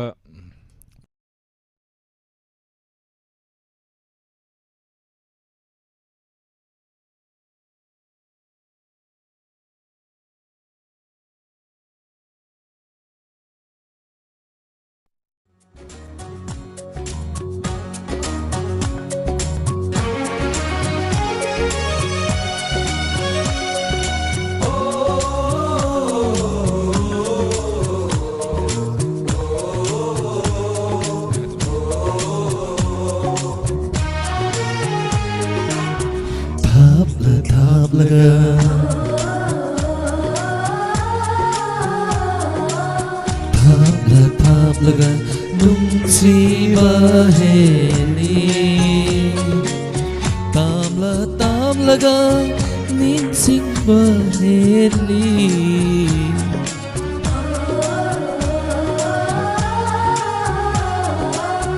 thap laga nungsi baheni tam laga ningsing baheni thap laga nungsi baheni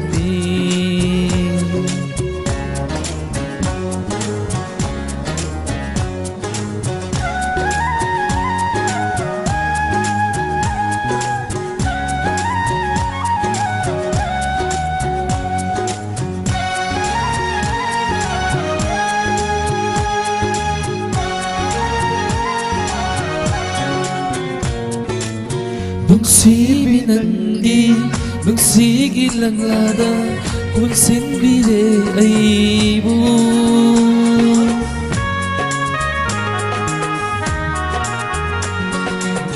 nungsigi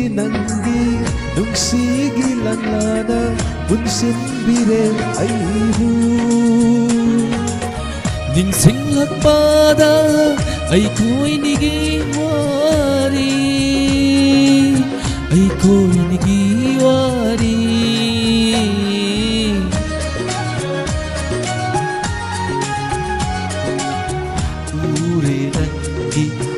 ꯅꯨꯡꯁꯤꯕꯤ ꯁꯛꯇꯝ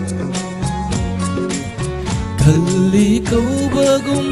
ꯅꯅꯥꯛꯇ ꯑꯁꯨꯝ ꯅꯛꯅ ꯅꯛꯂꯒ ꯅꯨꯡꯁꯤꯕ ꯍꯦꯜꯂꯤ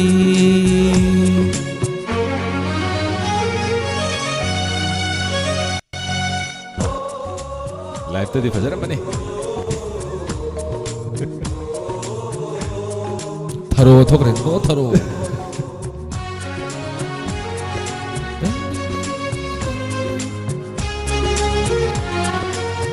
मेरा गीतावल मेंगलब थाने हियान गई पूर्णिमा हाय हाय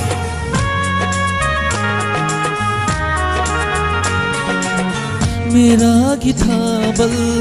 मेंगलब थाने हियान गई पूर्णिमा हेंदे तादे नाहकी सतम नाहकी सतम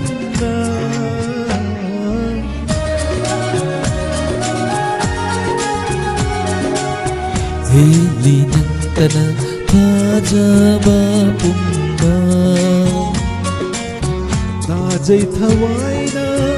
नाहकी खुदु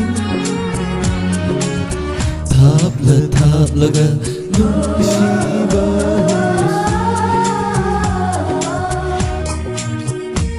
शायद तुम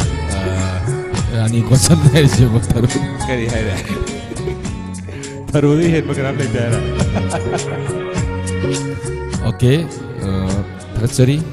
थरो योफम 타로바 폼로 샹그레 밤새지 얼렌 사범니 थरो साफम नते 얼렌 사범제 ꯄꯨꯟꯁꯤ ꯑꯃ ꯑꯃꯨꯛ ꯍꯣꯡꯉꯕꯅꯤ ꯊꯥꯔꯣ ꯅꯠꯇ꯭ꯔꯕꯅꯤ ꯍꯧꯖꯤꯛ ꯀꯩꯅꯣꯝꯅꯤ थरो को एक तौरीबा दिदादुगी ममिंगदि करी ꯗꯤꯗꯥ ꯁꯟꯇꯣꯁ थागतचरी कॉल अमा याम कुइना होल्ड तौदुना लेरे पाइखतचगे हेलो हेलो हेलो तराम नोकचरी सतोष तुम्बा यादवरी तौरीनी स्पेक्ट त्याई ngairamane होय mayam de isai sum sang दा मय ओबिरबरा ओके ओके ओके कोंजेल जे कितंग हाबिसि इसै खुदोल तंबिगद्रा isai chu tamge dialogue ki tawge na dikhalam bane ado dialogue तोरसि आई डायलॉग तोरसि आई डायलॉग ने पामजे अखोइदि ꯏꯁꯩꯗꯤ ꯑꯩꯈꯣꯏ ꯑꯗꯨꯝ ꯇꯧꯔꯛꯑꯒꯦ ꯉꯁꯤꯗꯤ हई भाई तब तोरगे दामे आई इसै दुम हईले मिना डायलॉग इन तौबिरादि हेन पेनदुइने खोइना dialogue sing asai sarabo gi da chu tawgibani ado dialogue tawbiri bichin now sing hai tare yamna telel leiba yamna hai thoi sing doi ba kangpu ni akoina pak pak hek tawba ngam de ba dialogue ke from tawya de takpirak pana kayam ne duga wahi si haina na bhona ring da mamang da kai legi ge hai ba ji ka oi matung na kai la ka da ge hai ira thamba pose होय aduna hojik tawrakadriba dialogue si wakhal da phawrakpa hai tare wahi da oina sagatlaga thim amada tawjarake daga wahi wata sida mayamna taba nungai taba hai tare ida yawbi gi bataraga su ngakina ba hai jari होबिसे thoi aigi mutamun na yau ngasi aigi mitigi tarikliba pisya kanagi da mutano nangi da mutana tabrane asukuina nanga loinarapa matamda ngasi fawpuda nangi naningdi aina thunghanduna talaklamani adugo hojikti nangna ibu mirai biri lapthokko pami lapthokko jatko adubu nang masimadi khango ngasi aigi mittagi tariba pise nangi nathakta di tadabu oyo chakro lapkro he hamal nahakti aigi ngasi sintariba pirakse soidana uramgani ko ahong manaiba ngasi gi taibang pala sida kadhomdano aina chatkadaba kadhomdano aina thanggadaba khungthang ꯍꯦ ꯃꯤꯑꯣꯏꯕ ꯅꯍꯥꯛꯁꯦ ꯇꯧꯅ ꯍꯤꯡꯉꯤꯗꯀꯣ ꯇꯦꯟꯈ꯭ꯔꯕ ꯄꯨꯟꯁꯤ ꯂꯝꯕꯤ ꯈꯣꯡꯆꯠ ꯑꯁꯤꯗ ꯀꯔꯤꯒꯤꯗꯃꯛꯇ ꯊꯝꯕꯤꯔꯝꯕꯅꯣ ꯑꯆꯧ ꯃꯆꯥ ꯄꯤꯖ ꯉꯁꯤꯗꯤ ꯂꯥꯏꯔꯕ ꯑꯣꯏꯔꯨꯕꯅ ꯃꯤꯔꯥꯏꯕꯤꯔꯝꯂꯦ ꯊꯝꯕꯤꯔꯝꯂꯦ ꯏꯇꯣꯝꯇ ꯑꯩꯕु ꯀꯔꯝ ꯍꯤꯡꯉꯣ ꯍꯥꯏꯕꯅꯣ ꯂꯣꯏꯁꯤꯟꯖꯒꯦ ꯁꯥꯔ ꯊꯥꯒꯠꯆꯔꯤ ꯗꯥꯃꯤꯌꯥ ꯏꯁꯥ ꯈꯨꯗꯣꯜ ꯐꯖꯅ ꯇꯝꯕꯤꯔꯦ ꯗꯥꯏꯂꯣꯛ ꯌꯥꯝ ꯐꯖꯅ ꯌꯥꯝ ꯊꯃꯣꯏ ꯀꯥꯏꯅ ꯇꯧꯕꯤ ꯃꯌꯥꯝꯒꯤ ꯁꯨꯝ ꯅꯨꯡꯉꯥꯏꯅꯕ ꯑꯩꯅ ꯇꯧꯕꯅꯦ ꯏꯅꯧ ꯅꯧꯅ ꯁꯤꯒꯤ ꯂꯥꯏꯟꯁꯤ ꯀꯥꯏꯈꯤꯕꯖꯥꯠꯂꯣ ꯀꯃꯥꯏꯅ ꯇꯧꯕꯖꯥꯠꯅꯣ ꯀꯥꯏꯕꯗꯤ ꯅꯠꯇꯦ ꯑꯗꯣ ꯉꯁꯥꯏ ꯗꯥꯏꯂꯣꯛꯁꯦ ꯇꯥꯍꯧꯕ ꯃꯇꯝꯗ ꯄꯦꯜꯍꯧꯗꯕꯀꯣ ꯁꯤ ꯇꯧꯔꯒꯗꯤ ꯐꯒꯗ꯭ꯔꯥ ꯍꯥꯏꯅꯁꯨ ꯑꯃꯨꯛꯁꯨ ꯈꯟꯖꯕꯀꯣ ꯀꯩꯁꯨ ꯀꯥꯏꯗꯦ ꯏꯆꯤꯟꯅꯥꯎ ꯁꯨꯝ ꯗꯥꯃꯤꯌꯥꯒꯤ ꯗꯥꯏꯂꯣꯛꯇꯣ ꯀꯩꯅꯣꯝ ꯂꯩ ꯀꯩꯅꯣꯝꯅꯤ 이친아우 ꯑꯗꯣ ꯁꯨꯝ ꯍꯩꯕ ꯅꯨꯡꯁꯤꯅꯕꯒꯤ ꯍꯩꯇꯕ ꯍꯥꯏꯇꯥꯔꯦ ꯅꯨꯡꯁꯤꯅꯕꯒꯤ ꯍꯩꯕ ꯁꯨꯝ ꯍꯩꯇꯕ ꯄꯪꯍꯥꯏ ꯍꯥꯏꯅꯔꯤꯅꯤ ꯊꯥꯒꯠꯆꯔꯤ ꯇꯧꯊꯣꯛꯈ꯭ꯔꯦ ꯃꯇꯨꯡꯗꯁꯨ ꯍꯦꯟꯅ ꯇꯧꯕ ꯉꯝꯕ ꯑꯣꯏꯖꯒꯦ ꯑꯣꯏꯕꯤꯌꯨ ꯁꯤꯗꯒꯤ ꯍꯦꯟꯅ ꯗꯥꯏꯂꯣꯛ ꯅꯩꯕ ꯀꯌꯥ ꯑꯃ ꯇꯧꯕꯤꯔꯛꯎ ꯊꯥꯒꯠꯆꯔꯤ ꯗꯥꯃꯌꯥꯏ ꯍꯥꯏꯅꯤꯡꯉꯥꯏ ꯂꯩꯇꯅ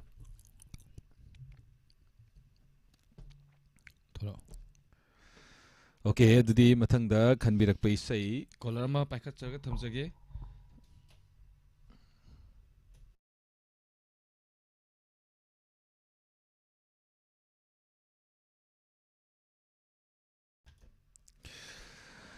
ओके अदुदी इसई जे करम इसई no दालेन okay yes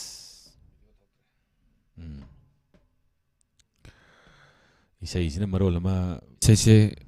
간비락과 마밍들 라우토피고드나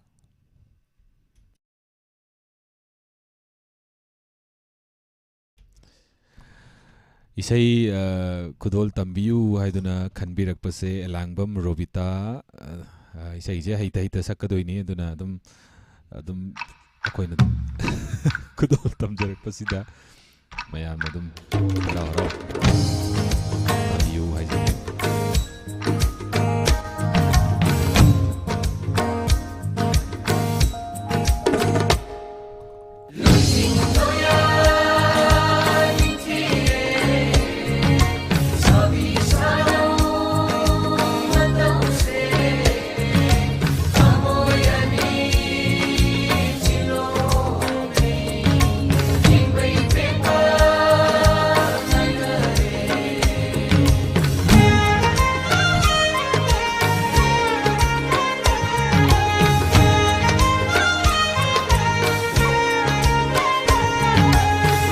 Simai thong lot lambi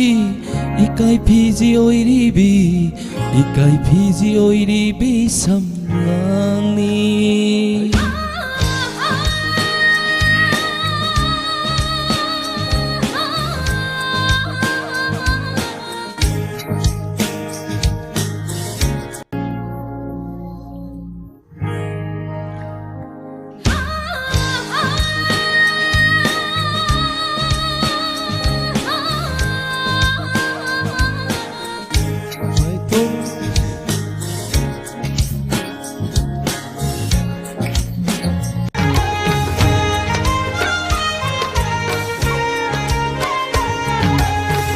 Simai thong lot lambi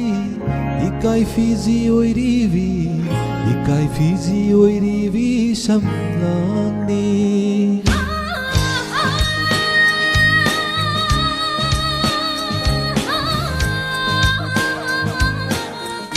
Simai thong lot lambi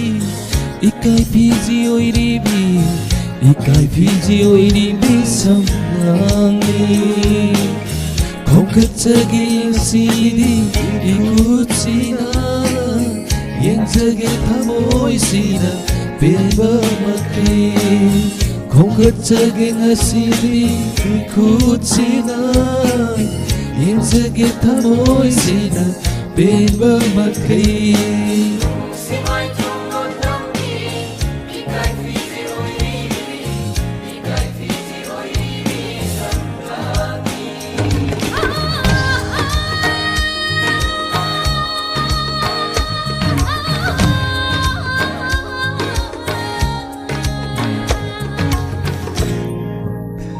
Nupina sa kumatang ni ꯑꯣꯂꯦꯟꯅ ꯇꯧꯔꯛꯀꯗ꯭ꯔꯥ ꯈꯪꯗꯦ ꯇꯧꯔꯛꯀꯦ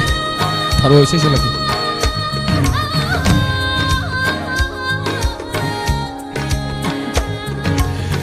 khongkatpiduna soira samlangse thetpire na chom samjida nungsina leinam chalhandinu punsigi oina nungsina thetpiba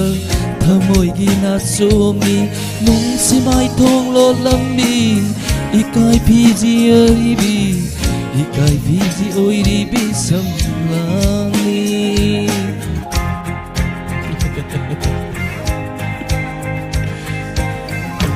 hayengsu mobile le sakadau leibra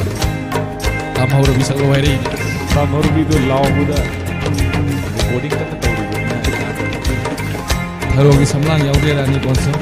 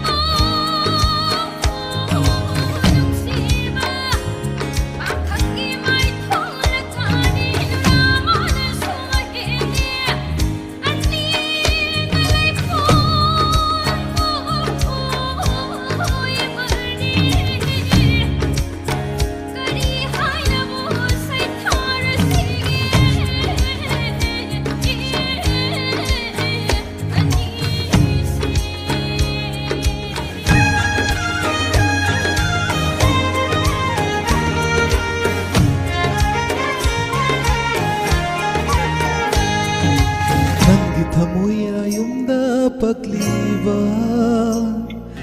sheng labalai je irik oi jage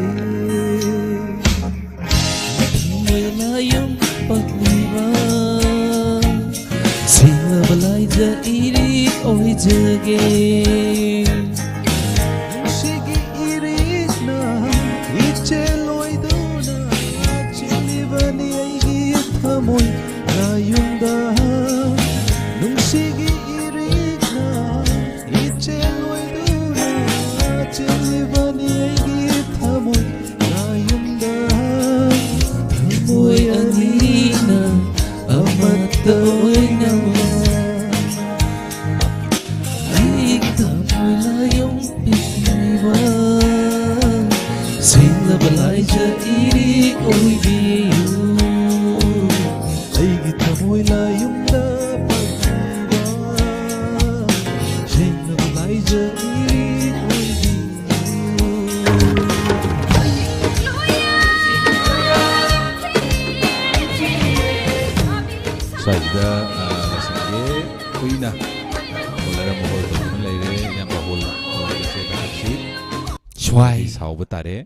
Hello. Hello. Warubiroi call Queen Paivi Beki Tagachari Mingle from Havisi. Saudi Kadubai Saudino. Havisi. I did Bamda, the Guinea Ima Pamone, they the Mayam, some the water I do Tumbaya, I'm tonguing a volcano. Hoi. Okay. Kari would be doing no. I did one in a Pazara Gibo. Hoi. Pabisi. Johnny getting a civil. Nasize black and white. Black and white sabji. Ibangasize yam hauna samput amataure aduga iromba mataure iromba sizu Yongsak ne adagi kari More Hawaii ne enate Shunugi Hawaii ne aduga kangsoi Hawaii thara kangsoi kamensin ba as mai tare borami aure dum phajana lokhat kare pura black white yerum zuwali bora zuwali bora ai kare oh Ima kari utpidoino. Ngasi hausiyo kamai tawge bungo. Hausije. Oh. Hausije laugre hausije pau adum fajana adum tawgre mayam nungsibidana adum mi adum khara adum lai aduga adum fajana adum mapung phana pangthokre adum haijage. Fare akhodi lam thapanina langni tan lare. Hoi. Ado ai wari kai hawage kabak Hawbirasi. Mi ma'am tongna laya da sam tawanda ai begin. Hawbirasi. Sidi ai buboke ma da salu kiye sa tabba kire akhoi boke chana ba kari no ahaw athum khalaga mayam ama lai kige sintoina maboki ahaw athum mayam ama lairami khangong de sinthoi maboki mayum yarulami thongwang he kansin baga bobo korolami sumang machi da leblaga akhoi boke laitaba jala de makhol mowaka amatta ta deba bobo akhoi bokse kari tawriba jano ne tan sa di akhoi bokse phone melaga diamond tv ga ta don letna lerangani imung da prapap sang hai ba tawaga bobo to diamond ta don lerami bobo kari yengino bobo to khangpe khang haima isu chen thoi dang la libro kana lakminai na tomdara mani bobo idoptani akhoi bokse diamond tv da ngawre jale ne hoine isu bobo se diamond da ngawre haiba yare ne khangde da isu bobo ti khong ko su naba khwang na maro manari ba thabak subu su kaya ngamdabari na aya matam da isai no mai ta na lele da ado bobo diamond tv je yamna taba nungai bro nungai bobo diamond tv da yaw ba mi sing du kari no maming yam haibadane yamida bobo do amukta hairo isu ko na mathangi da oina hairege da bobo amukta hairo yam taninge hera isu makogi maming sing du sa jem sa olen sa abo sa santos miss nirmala Miss Pusparani, Madam Monica, mayam amasu lairangani. Bobo handak lakadoi banakogi diamond doron mito February tang marida tawgani tai ado bubokti mito chalaroda. Bubokti chalaro. Karigino bobo nang chalaro haidubo isu sentoi bubokti handakti bokse khong khut khwang nabina chapa ngangadaba mandreda akhoi bokse yamna nungsiye bobo handak chapa ngamdrabasu mathangida oina chalasiko hoi mathangida oina chalasi ado bobo nasuna purakpa bobo ki asa posingdo charaga diamond tv taraga nungaina leithuko bobo ai chalage hoi chalo bobo le hawlage ko matangida aigi bunga wari je lorageda Tagachari haninga letana ma Tharam yavirapa made live chat televideo me amna tagal pire saireng amna fajai haiduna mathang sidi mu lanchalo garmai ge isai kodol tamjarake taminasi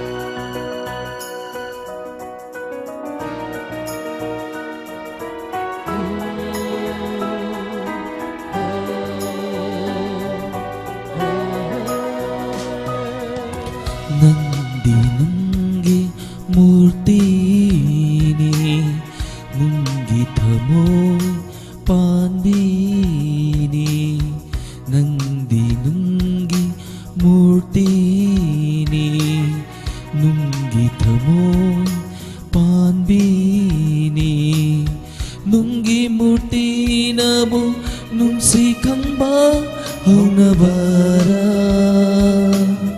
ꯅꯨꯡꯒꯤ ꯊꯃꯣꯏꯗꯕꯨ ꯃꯤꯅꯨꯡꯁꯤꯒꯤ ꯏꯔꯤ ꯌꯥꯎꯔꯝꯒꯗꯔꯥ ꯅꯪꯗꯤ ꯅꯨꯡꯒꯤ ꯃꯨꯔꯇꯤꯅꯤ ꯅꯪꯒꯤ ꯊꯃꯣꯏ ꯄꯥꯟꯕꯤꯅꯤ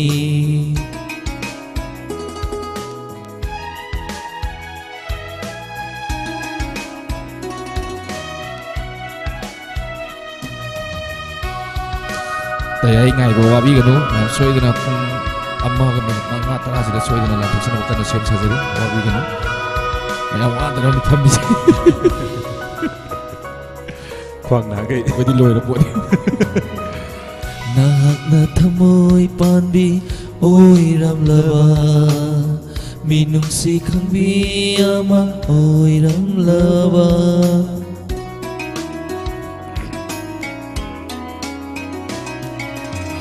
ꯅꯍꯥꯛꯅ ꯊꯃꯣꯏ ꯄꯥꯟꯕꯤ ꯑꯣꯏꯔꯝꯂꯕ ꯃꯤꯅꯨꯡꯁꯤ ꯈꯪꯕꯤ ꯑꯃ ꯑꯣꯏꯔꯝꯂꯕ ꯑꯁꯨꯛ ꯋꯥꯖꯔꯝꯂꯣꯏ ꯑꯩꯒꯤ ꯄꯨꯟꯁꯤ ꯑꯁꯨꯛ ꯋꯥꯖꯔꯝꯂꯣꯏ ꯑꯩꯒꯤ ꯄꯨꯟꯁꯤ ꯃꯤꯀꯨꯃꯇꯁꯨ ꯅꯣꯛꯆꯔꯝꯒꯅꯤ ꯃꯤꯀꯨꯃꯇꯁꯨ ꯅꯣꯛꯆꯔꯝꯒꯅꯤ ꯅꯨꯡꯁꯤꯕꯩꯗꯃꯛ 와자람로 뭉시바이다마 와자람로 난디 눈기 물티니 눈기 타몰 반비니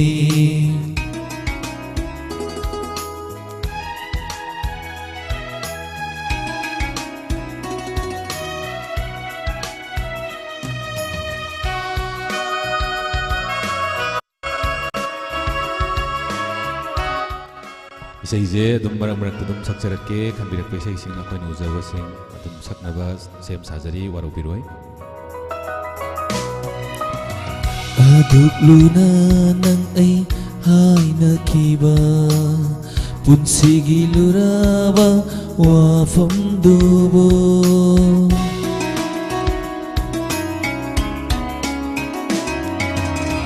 Adukluna nang ay hay nakiba Punsigi luraba wafam dubo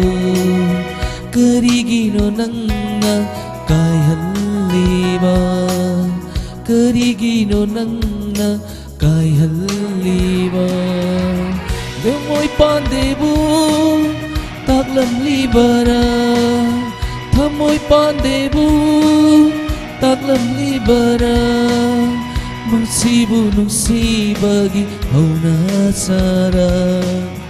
masibu nungsibagi hauna sara Nungi murti ni Nungi thamoy panbini Nungi 다같이 마탕다 이세이제 아마가 묵 간비르키버니 이세이도 이세이제 삭트링아이다 amtang caller ama yam kuina ngai duna leire amtang paika chake hello hello taram nokchari sarai kasingdagi gurumem natna hingam charakna dumja taram nokchari call ju khara kuina dum lehen bir hoi ke tu tai de da ijo kari ngasai kano speaker tayai lakpa ngairam-bane ba tayai je wadanaba na khoina sum phamjaraba ngasi je leigibaga akhoi hausi leigibagana maram moiraga haitare kari karamba isai khudol tambigani isai tambigadra kari tawbigani isai oin tawrake hoi hoi laisami amagi nungsiba tambiba lakra taw ngasai nungdang kakta chak to haipet yengam-bane surga tadraju mayam ngakpini haubisi nungsi ꯅꯨꯡꯁꯤꯕ ꯇꯝꯕꯤꯕ ꯂꯥꯛꯄꯗ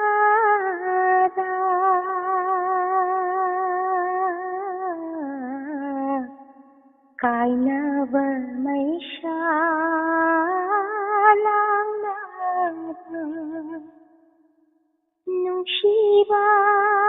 ꯇꯝꯕꯤꯕ ꯂꯥꯛꯄꯔꯥ ꯀꯥꯏꯅꯕ ꯃꯩꯁꯥ ꯂꯥꯡꯅꯕ ꯊꯃꯣꯏꯗ ꯂꯥꯏꯃꯟ ꯑꯣꯏꯅꯕ ꯂꯥꯠꯂꯨꯕ ꯃꯨꯔꯇꯤ ꯑꯣꯏꯔꯗꯔꯥ ꯅꯨꯡꯁꯤꯕ ꯇꯝꯕꯤꯕ ꯂꯥꯛꯄꯔꯥ ꯀꯥꯏꯅꯕ ꯃꯩꯁꯥ ꯂꯥꯡꯅꯕ ꯑꯍꯤꯡ ꯅꯨꯡꯊꯤꯜ ꯑꯅꯤꯃꯛꯇ ꯇꯨꯝꯕ ꯆꯥꯕ ꯈꯪꯗꯒꯔꯤ ꯑꯍꯤꯡ ꯅꯨꯡꯊꯤꯜ ꯑꯅꯤꯃꯛꯇ ꯇꯨꯝꯕ ꯆꯥꯕ ꯈꯪꯗꯒꯔꯤ ꯅꯪꯒꯤꯗꯃꯛ ꯈꯜꯂꯨꯕꯗ ꯄꯨꯟꯁꯤ ꯁꯤꯟꯊꯥ ꯀꯥꯎꯔꯨꯔꯦ ꯁꯥꯟꯅꯄꯣꯠꯀꯨꯝ ꯈꯜꯂꯨꯔꯦ ꯅꯨꯡꯁꯤꯕ ꯇꯝꯕꯤꯕ ꯂꯥꯛꯄꯔꯥ ꯀꯥꯏꯅꯕ ꯃꯩꯁꯥ ꯂꯥꯡꯅꯕ ꯀꯅꯥ ꯂꯩꯇꯦ ꯇꯥꯏꯕꯪꯁꯤꯗ ꯊꯃꯣꯏ ꯏꯔꯥꯡ ꯄꯨꯕꯤꯅꯕ ꯀꯅꯥ ꯂꯩꯇꯦ ꯇꯥꯏꯕꯪꯁꯤꯗ ꯊꯃꯣꯏ ꯏꯔꯥꯡ ꯄꯨꯕꯤꯅꯕ ꯅꯪꯇ ꯂꯥꯠꯂꯤ ꯈꯪꯂꯝꯒꯅꯤ ꯋꯥꯔꯕ ꯑꯩꯒꯤ ꯄꯨꯟꯁꯤꯅ ꯀꯅꯥꯒꯤꯗꯃꯛꯇ ꯍꯤꯡꯂꯤꯕ ꯅꯨꯡꯁꯤꯕ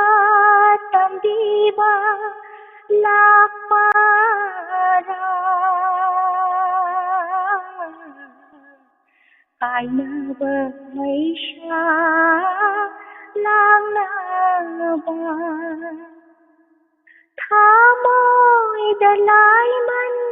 ꯑꯣꯏꯅꯕ ꯂꯥꯠꯂꯨꯕ ꯃꯨꯔꯇꯤ ꯑꯣꯏꯔꯗꯔꯥ ꯅꯨꯡꯁꯤꯕ ꯇꯝꯕꯤꯕ ꯂꯥꯛꯄꯔꯥ ꯀꯥꯏꯅꯕ ꯃꯩꯁꯥ ꯂꯥꯡꯅꯕ ꯂꯣꯏꯁꯤꯟꯖꯔꯦ ꯁꯥꯔ ꯊꯥꯒꯠꯆꯔꯤ ꯏꯟꯗꯣꯝꯆꯥ ꯌꯥꯝꯅ ꯊꯦꯡꯂꯕ ꯆꯤꯛꯂꯕ ꯑꯍꯤꯡꯁꯤꯗ ꯏꯟꯗꯣꯝꯆꯥꯒꯤ ꯈꯣꯟꯖꯦꯜꯗ ꯑꯃꯨꯛ ꯍꯦꯟꯅ ꯆꯤꯛꯍꯟꯕꯤꯔꯦ ꯌꯥꯝ ꯅꯨꯡꯉꯥꯏ ꯌꯥꯝ ꯅꯨꯡꯁꯤꯅ ꯈꯨꯗꯣꯜ ꯇꯝꯕꯤꯔꯝꯕ ꯊꯥꯒꯠꯆꯔꯤ ꯏꯟꯗꯣꯝꯆꯥ ꯍꯥꯏꯅꯤꯡꯉꯥꯏ ꯂꯩꯇꯅ ꯊꯥꯒꯠꯆꯔꯤ ꯁꯟꯇꯣꯁ ꯈꯤꯇꯪ ꯂꯩꯊꯕꯤꯌꯨ ꯑꯁ ꯅꯪꯒꯤ ꯃꯊꯪ ꯏꯁꯩꯁꯤꯗꯤ ꯑꯩꯅ ꯍꯦꯛ ꯀꯧꯒꯟꯕ ꯌꯥꯝꯅ ꯀꯩ ꯍꯥꯏꯅꯤ ꯈꯣꯏꯗꯥꯅ ꯀꯧꯕ ꯃꯤꯡ ꯑꯅꯤ ꯌꯥꯎꯏꯅꯦ ꯅꯪꯒꯤ ꯏꯁꯩꯁꯤꯗꯤ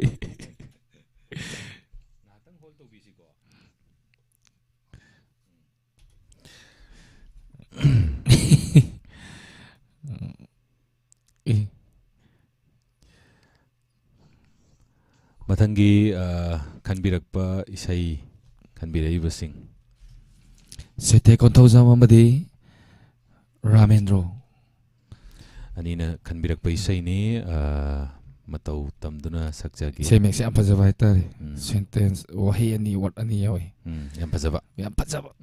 ꯑꯩꯅ ꯌꯥꯝꯅ ꯁꯤ ꯃꯇꯥꯡꯒꯤꯗꯤ ꯑꯩꯒꯤꯅꯤ ꯀꯥꯏꯅ ꯇꯧꯕꯤꯗ꯭ꯔꯕ ꯑꯩꯒꯤꯅꯤ ꯀꯥꯏꯅ ꯇꯧ ꯑꯩ ꯁꯛꯑꯔꯣꯏ ꯑꯗꯨꯏꯗꯤ ꯈꯨꯗꯣꯛꯇ ꯃꯤ ꯁꯟꯇꯣꯁ ꯍꯣꯏ ꯇꯧꯁꯤ ꯉꯁꯤꯗꯤ ꯐꯖꯗꯣꯔꯤ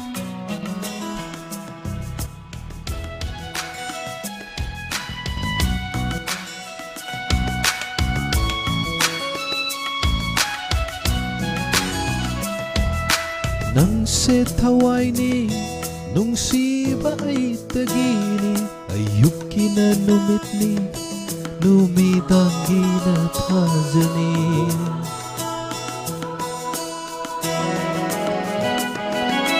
ꯅꯪꯁꯦ ꯊꯋꯥꯏꯅꯤ ꯅꯨꯡꯁꯤꯕ ꯑꯩꯇꯒꯤꯅꯤ ꯑꯌꯨꯛꯀꯤꯅ ꯅꯨꯃꯤꯠꯅꯤ ꯅꯨꯃꯤꯗꯥꯡꯒꯤꯅ ꯊꯥꯖꯅꯤ ꯌꯦꯡꯂ ꯌꯦꯡꯂꯒ ꯎꯔꯒ ꯄꯪꯅꯨꯡꯗ ꯅꯨꯡꯁꯤꯔꯦ ꯅꯪꯉꯣꯟꯗ ꯉꯥꯎꯖꯔꯦ ꯄꯪꯅꯨꯡꯗ ꯅꯨꯡꯁꯤꯔꯦ ꯅꯪꯉꯣꯟꯗ ꯉꯥꯎꯖꯔꯦ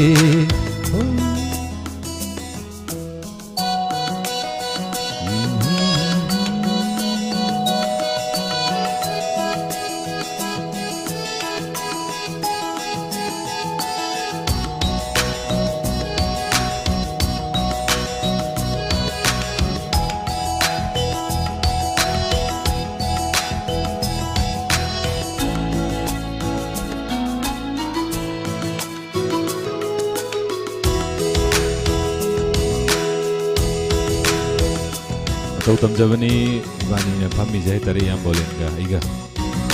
ai dei to chachari tabi sing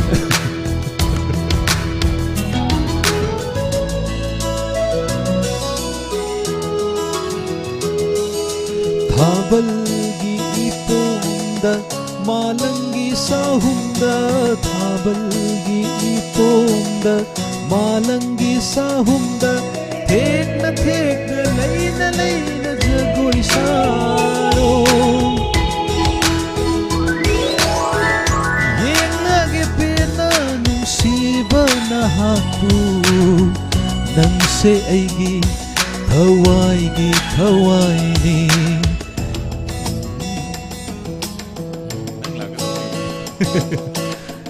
ꯑꯩꯗꯤ ꯁꯛꯑꯣꯏ ꯅꯨꯃꯤꯗꯥꯡꯒꯤꯅ ꯊꯥꯖꯅꯤ ꯌꯦꯡꯂꯒ ꯎꯔꯒ ꯄꯪꯅꯨꯡꯗ ꯅꯨꯡꯁꯤꯔꯦ ꯅꯪꯉꯣꯟꯗ ꯉꯥꯎꯖꯔꯦ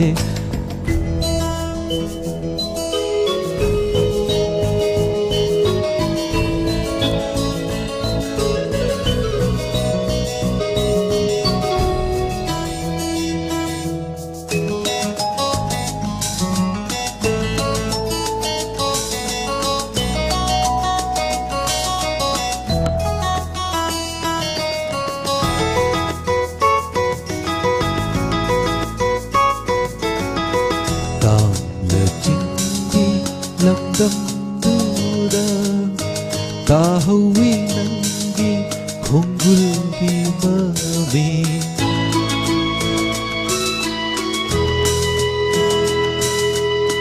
ꯇꯥꯡꯂ ꯆꯤꯡꯒꯤ ꯂꯝꯗꯝꯗꯨꯗ ꯇꯥꯍꯧꯋꯤ ꯅꯪꯒꯤ ꯈꯣꯡꯒꯨꯜꯒꯤ ꯃꯃꯤꯡ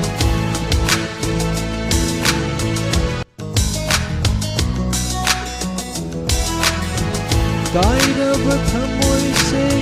दूध लाते लई होने माने जिन्या की लई कोदा लई होने माने जिन्या की लई कोदा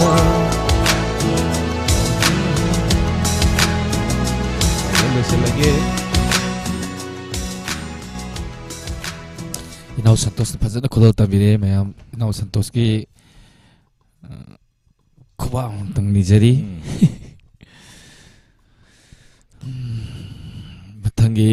मथंगी कॉलर लोकसी हेलो हेलो हाय हाय हाय हाय अहिंग बौदा ꯃꯤꯀꯞꯁꯦ 4 ꯂꯛ ꯊꯣꯛꯄꯁꯨ ꯌꯥꯎꯅꯈ꯭ꯔꯦ ꯂꯥꯏꯞ ꯆꯥꯁꯤꯉꯩꯗ ꯑꯩꯁꯨ 2 ꯂꯛꯇꯤ ꯊꯣꯛꯎꯔ ꯃꯥꯅꯦ ꯆꯅꯤꯒ ꯁꯨꯞꯅ 3 ꯁꯨꯕꯗꯅꯤ ꯏꯌꯥꯝꯕꯅ ꯀꯩꯅꯣ ꯐꯪꯉꯩꯁꯦ ꯑꯗꯨꯅꯤ ꯊꯥꯒꯠꯆꯔꯤ ꯐꯣꯟ ꯇꯧꯖꯔꯤꯕ ꯔꯥꯖꯁꯊꯥꯟꯗꯒꯤ ꯁꯦꯛꯁꯄꯤꯌꯔ ꯏꯌꯥꯝꯕ ꯇꯔꯥꯝ ꯅꯣꯛꯆꯔꯤ ꯀꯔꯤ ꯉꯁꯤꯒꯤ ꯎꯠꯄꯤꯗꯣꯏꯅꯣ ꯀꯔꯤ ꯇꯧꯕꯤꯗꯣꯏꯅꯣ ꯍꯧꯔꯗꯕꯅꯤ ꯇꯦꯂꯦꯟꯁꯨ ꯏꯁꯩꯁꯨ ꯑꯅꯤꯃꯛꯇ ꯍꯦꯛꯇ ꯃꯇꯦꯛ ꯇꯧꯕꯤꯍꯜꯂ ꯂꯣꯏꯔꯦ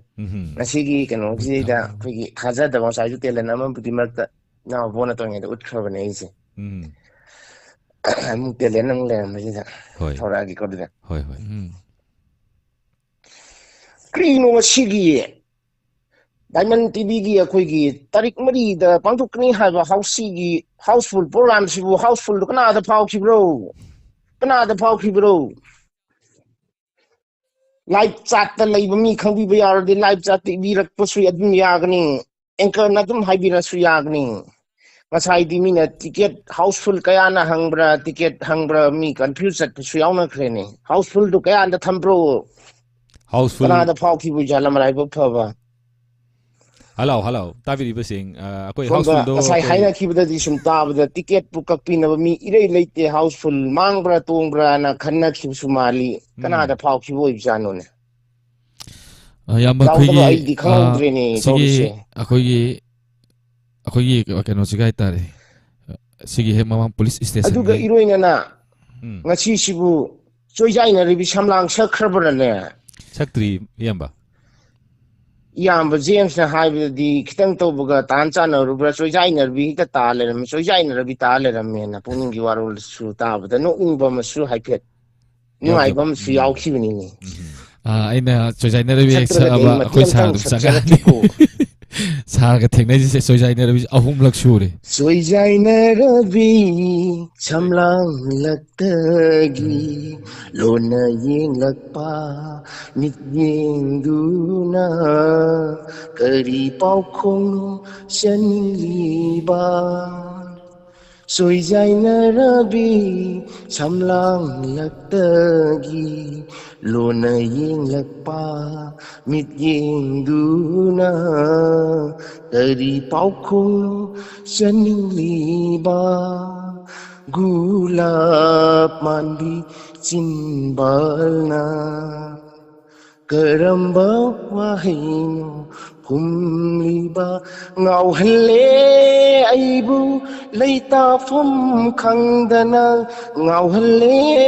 ꯑꯩꯕꯨ ꯂꯩꯇꯥꯐꯝ ꯈꯪꯗꯅ ꯉꯥꯎꯍꯜꯂꯦ ꯆꯣꯏꯖꯥꯏꯅꯔꯕꯤ ꯁꯝꯂꯥꯡꯂꯛꯇꯒꯤ ꯂꯣꯟꯅ ꯌꯦꯡꯂꯛꯄ ꯃꯤꯠꯌꯦꯡꯗꯨꯅ ꯀꯔꯤ ꯄꯥꯎꯈꯣꯡꯅꯣ ꯆꯟꯅꯤꯡꯂꯤꯕ ꯀꯔꯤ ꯄꯥꯎꯈꯣꯡꯅꯣ ꯆꯟꯅꯤꯡꯂꯤꯕ मेरा थाना तांजबी थाजा मेरा थाजा मेरा थाना तांजबी थाजा थाजा मासु माइथु लांसिनखि सुरबुंगामजाबि कोकिल सेक्लासु सुरबुंगामजाबि कोकिल सेक्ला कायहनखि मांहनखि सुरपुंबा कायखि तान्था सगिन बिन तौदा कायखि तान्था सगिन बिन तौदा ꯆꯣꯏꯖꯥꯏꯅꯔꯕꯤ ꯁꯝꯂꯥꯡꯂꯛꯇꯒꯤ ꯂꯣꯟꯅ ꯌꯦꯡꯂꯛꯄ ꯃꯤꯠꯌꯦꯡꯗꯨꯅ ꯀꯔꯤ ꯄꯥꯎꯈꯣꯡꯅꯣ ꯆꯟꯅꯤꯡꯂꯤꯕ ꯀꯔꯤ ꯄꯥꯎꯈꯣꯡꯅꯣ ꯆꯟꯅꯤꯡꯂꯤꯕ ꯍꯥꯠꯄ ꯇꯧꯕ ꯇꯧꯔꯗꯝꯅꯤ ꯃꯁꯤꯒꯤ ꯆꯣꯏꯖꯥꯏꯅꯔꯕꯤꯁꯦ ꯑꯩꯅ ꯍꯦꯛ ꯂꯥꯛꯄ ꯆꯣꯏꯖꯥꯏꯅꯔꯕꯤꯁꯦ ꯍꯦꯛꯇ ꯅꯥꯞꯄꯁꯤ ꯅꯥꯀꯣꯡꯗ ꯇꯥꯔꯨꯔꯗꯝꯅꯤ ꯏꯌꯥꯝꯕ ꯇꯥꯟꯖꯥ ꯆꯥꯅꯔꯨꯕ ꯑꯣꯏꯔꯝꯅꯤꯗ ꯏꯌꯥꯝꯕ ꯍꯣꯏꯗ ꯈꯪꯉꯤꯗ ꯊꯥꯒꯠꯆꯔꯤ ꯊꯥꯒꯠꯆꯔꯤ ꯃꯌꯥꯝ inspector te hai ngai bada wa viramani ado isai mati ama khodol tamjaram ge aduga thorom se lotion be aba lawjage yamba Shakespeare thagatchari haingai leitana entertain tawiramba mayam thagatchari ado kari mathen jabirage mathen dum tang hangjauge ai nongai si se chamna oina tawre kangsoi yaure adagi iromba yaure adagi champut yaure bora yaure adagi samna kobi sak oina tawgre yam nongai je chamna chabu su phai manakta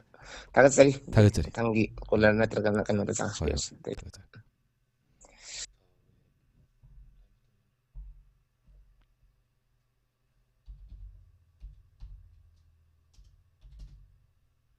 okay makada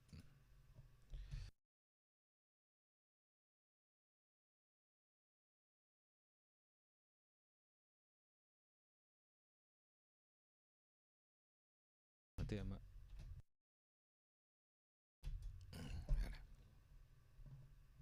ado mute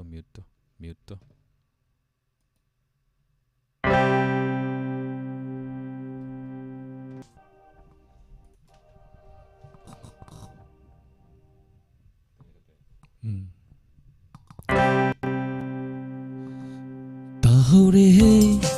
kanagino samjigi gula lainam su kendriwi lainam su selibini yauri baraye biu helakki bakana yauri baraye biu helakki bakana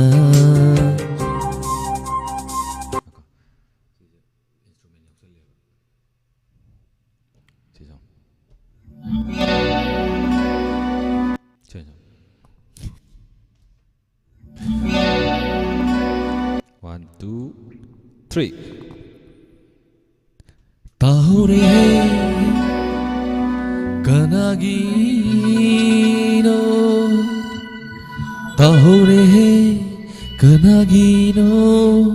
samjigi gula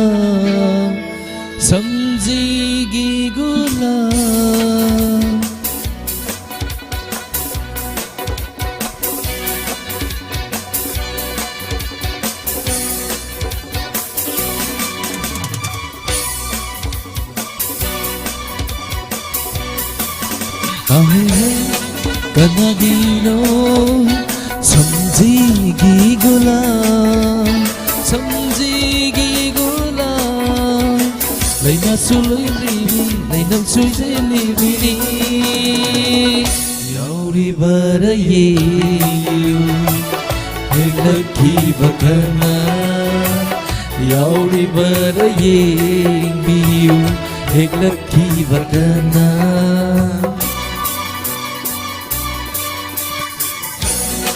kanagino samjigi gula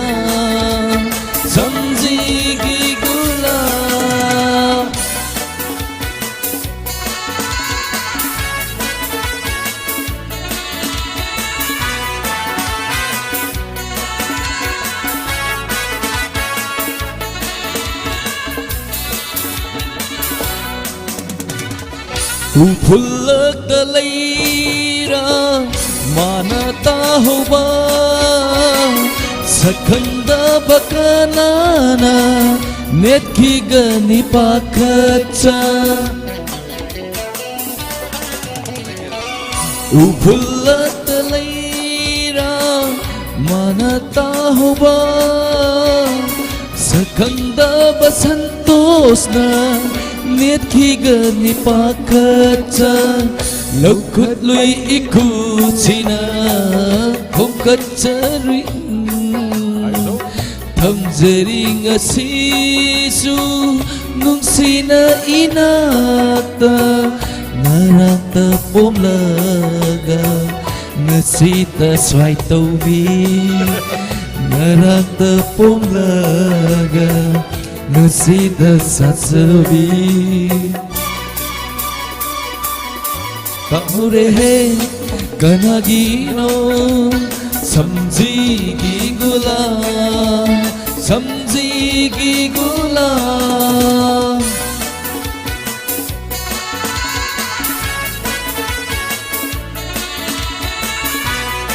ꯁꯤꯁꯤ ꯂꯣꯏꯁꯤꯟꯅꯕ ꯇꯧꯖꯒꯦ inspector ꯑꯁꯤ ꯄꯨꯡꯁꯨ ꯌꯥꯗ꯭ꯔꯦ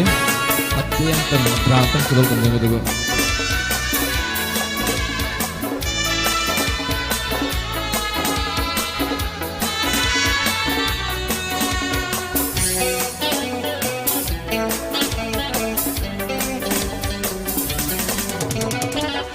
Urure kaya leirangna choizai na kiba khantha hauda mi kuta pirangna sintha kiba Urure kaya leirangna choizai na kiba khantha hauda mi kuta pirangna sintha kiba samjidu ki leitendo mangki katara ganjarui magi dama pamjarui wajarui aina sambal dong na kiba na somna kakidara sambal dong na kiba na somna kakidara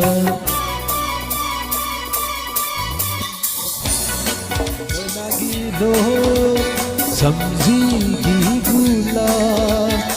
leina su khuidri leinam su cheli diri yauri baraye biu heglakhi bakana yauri baraye biu heglakhi bakana yauri baraye biu heglakhi bakana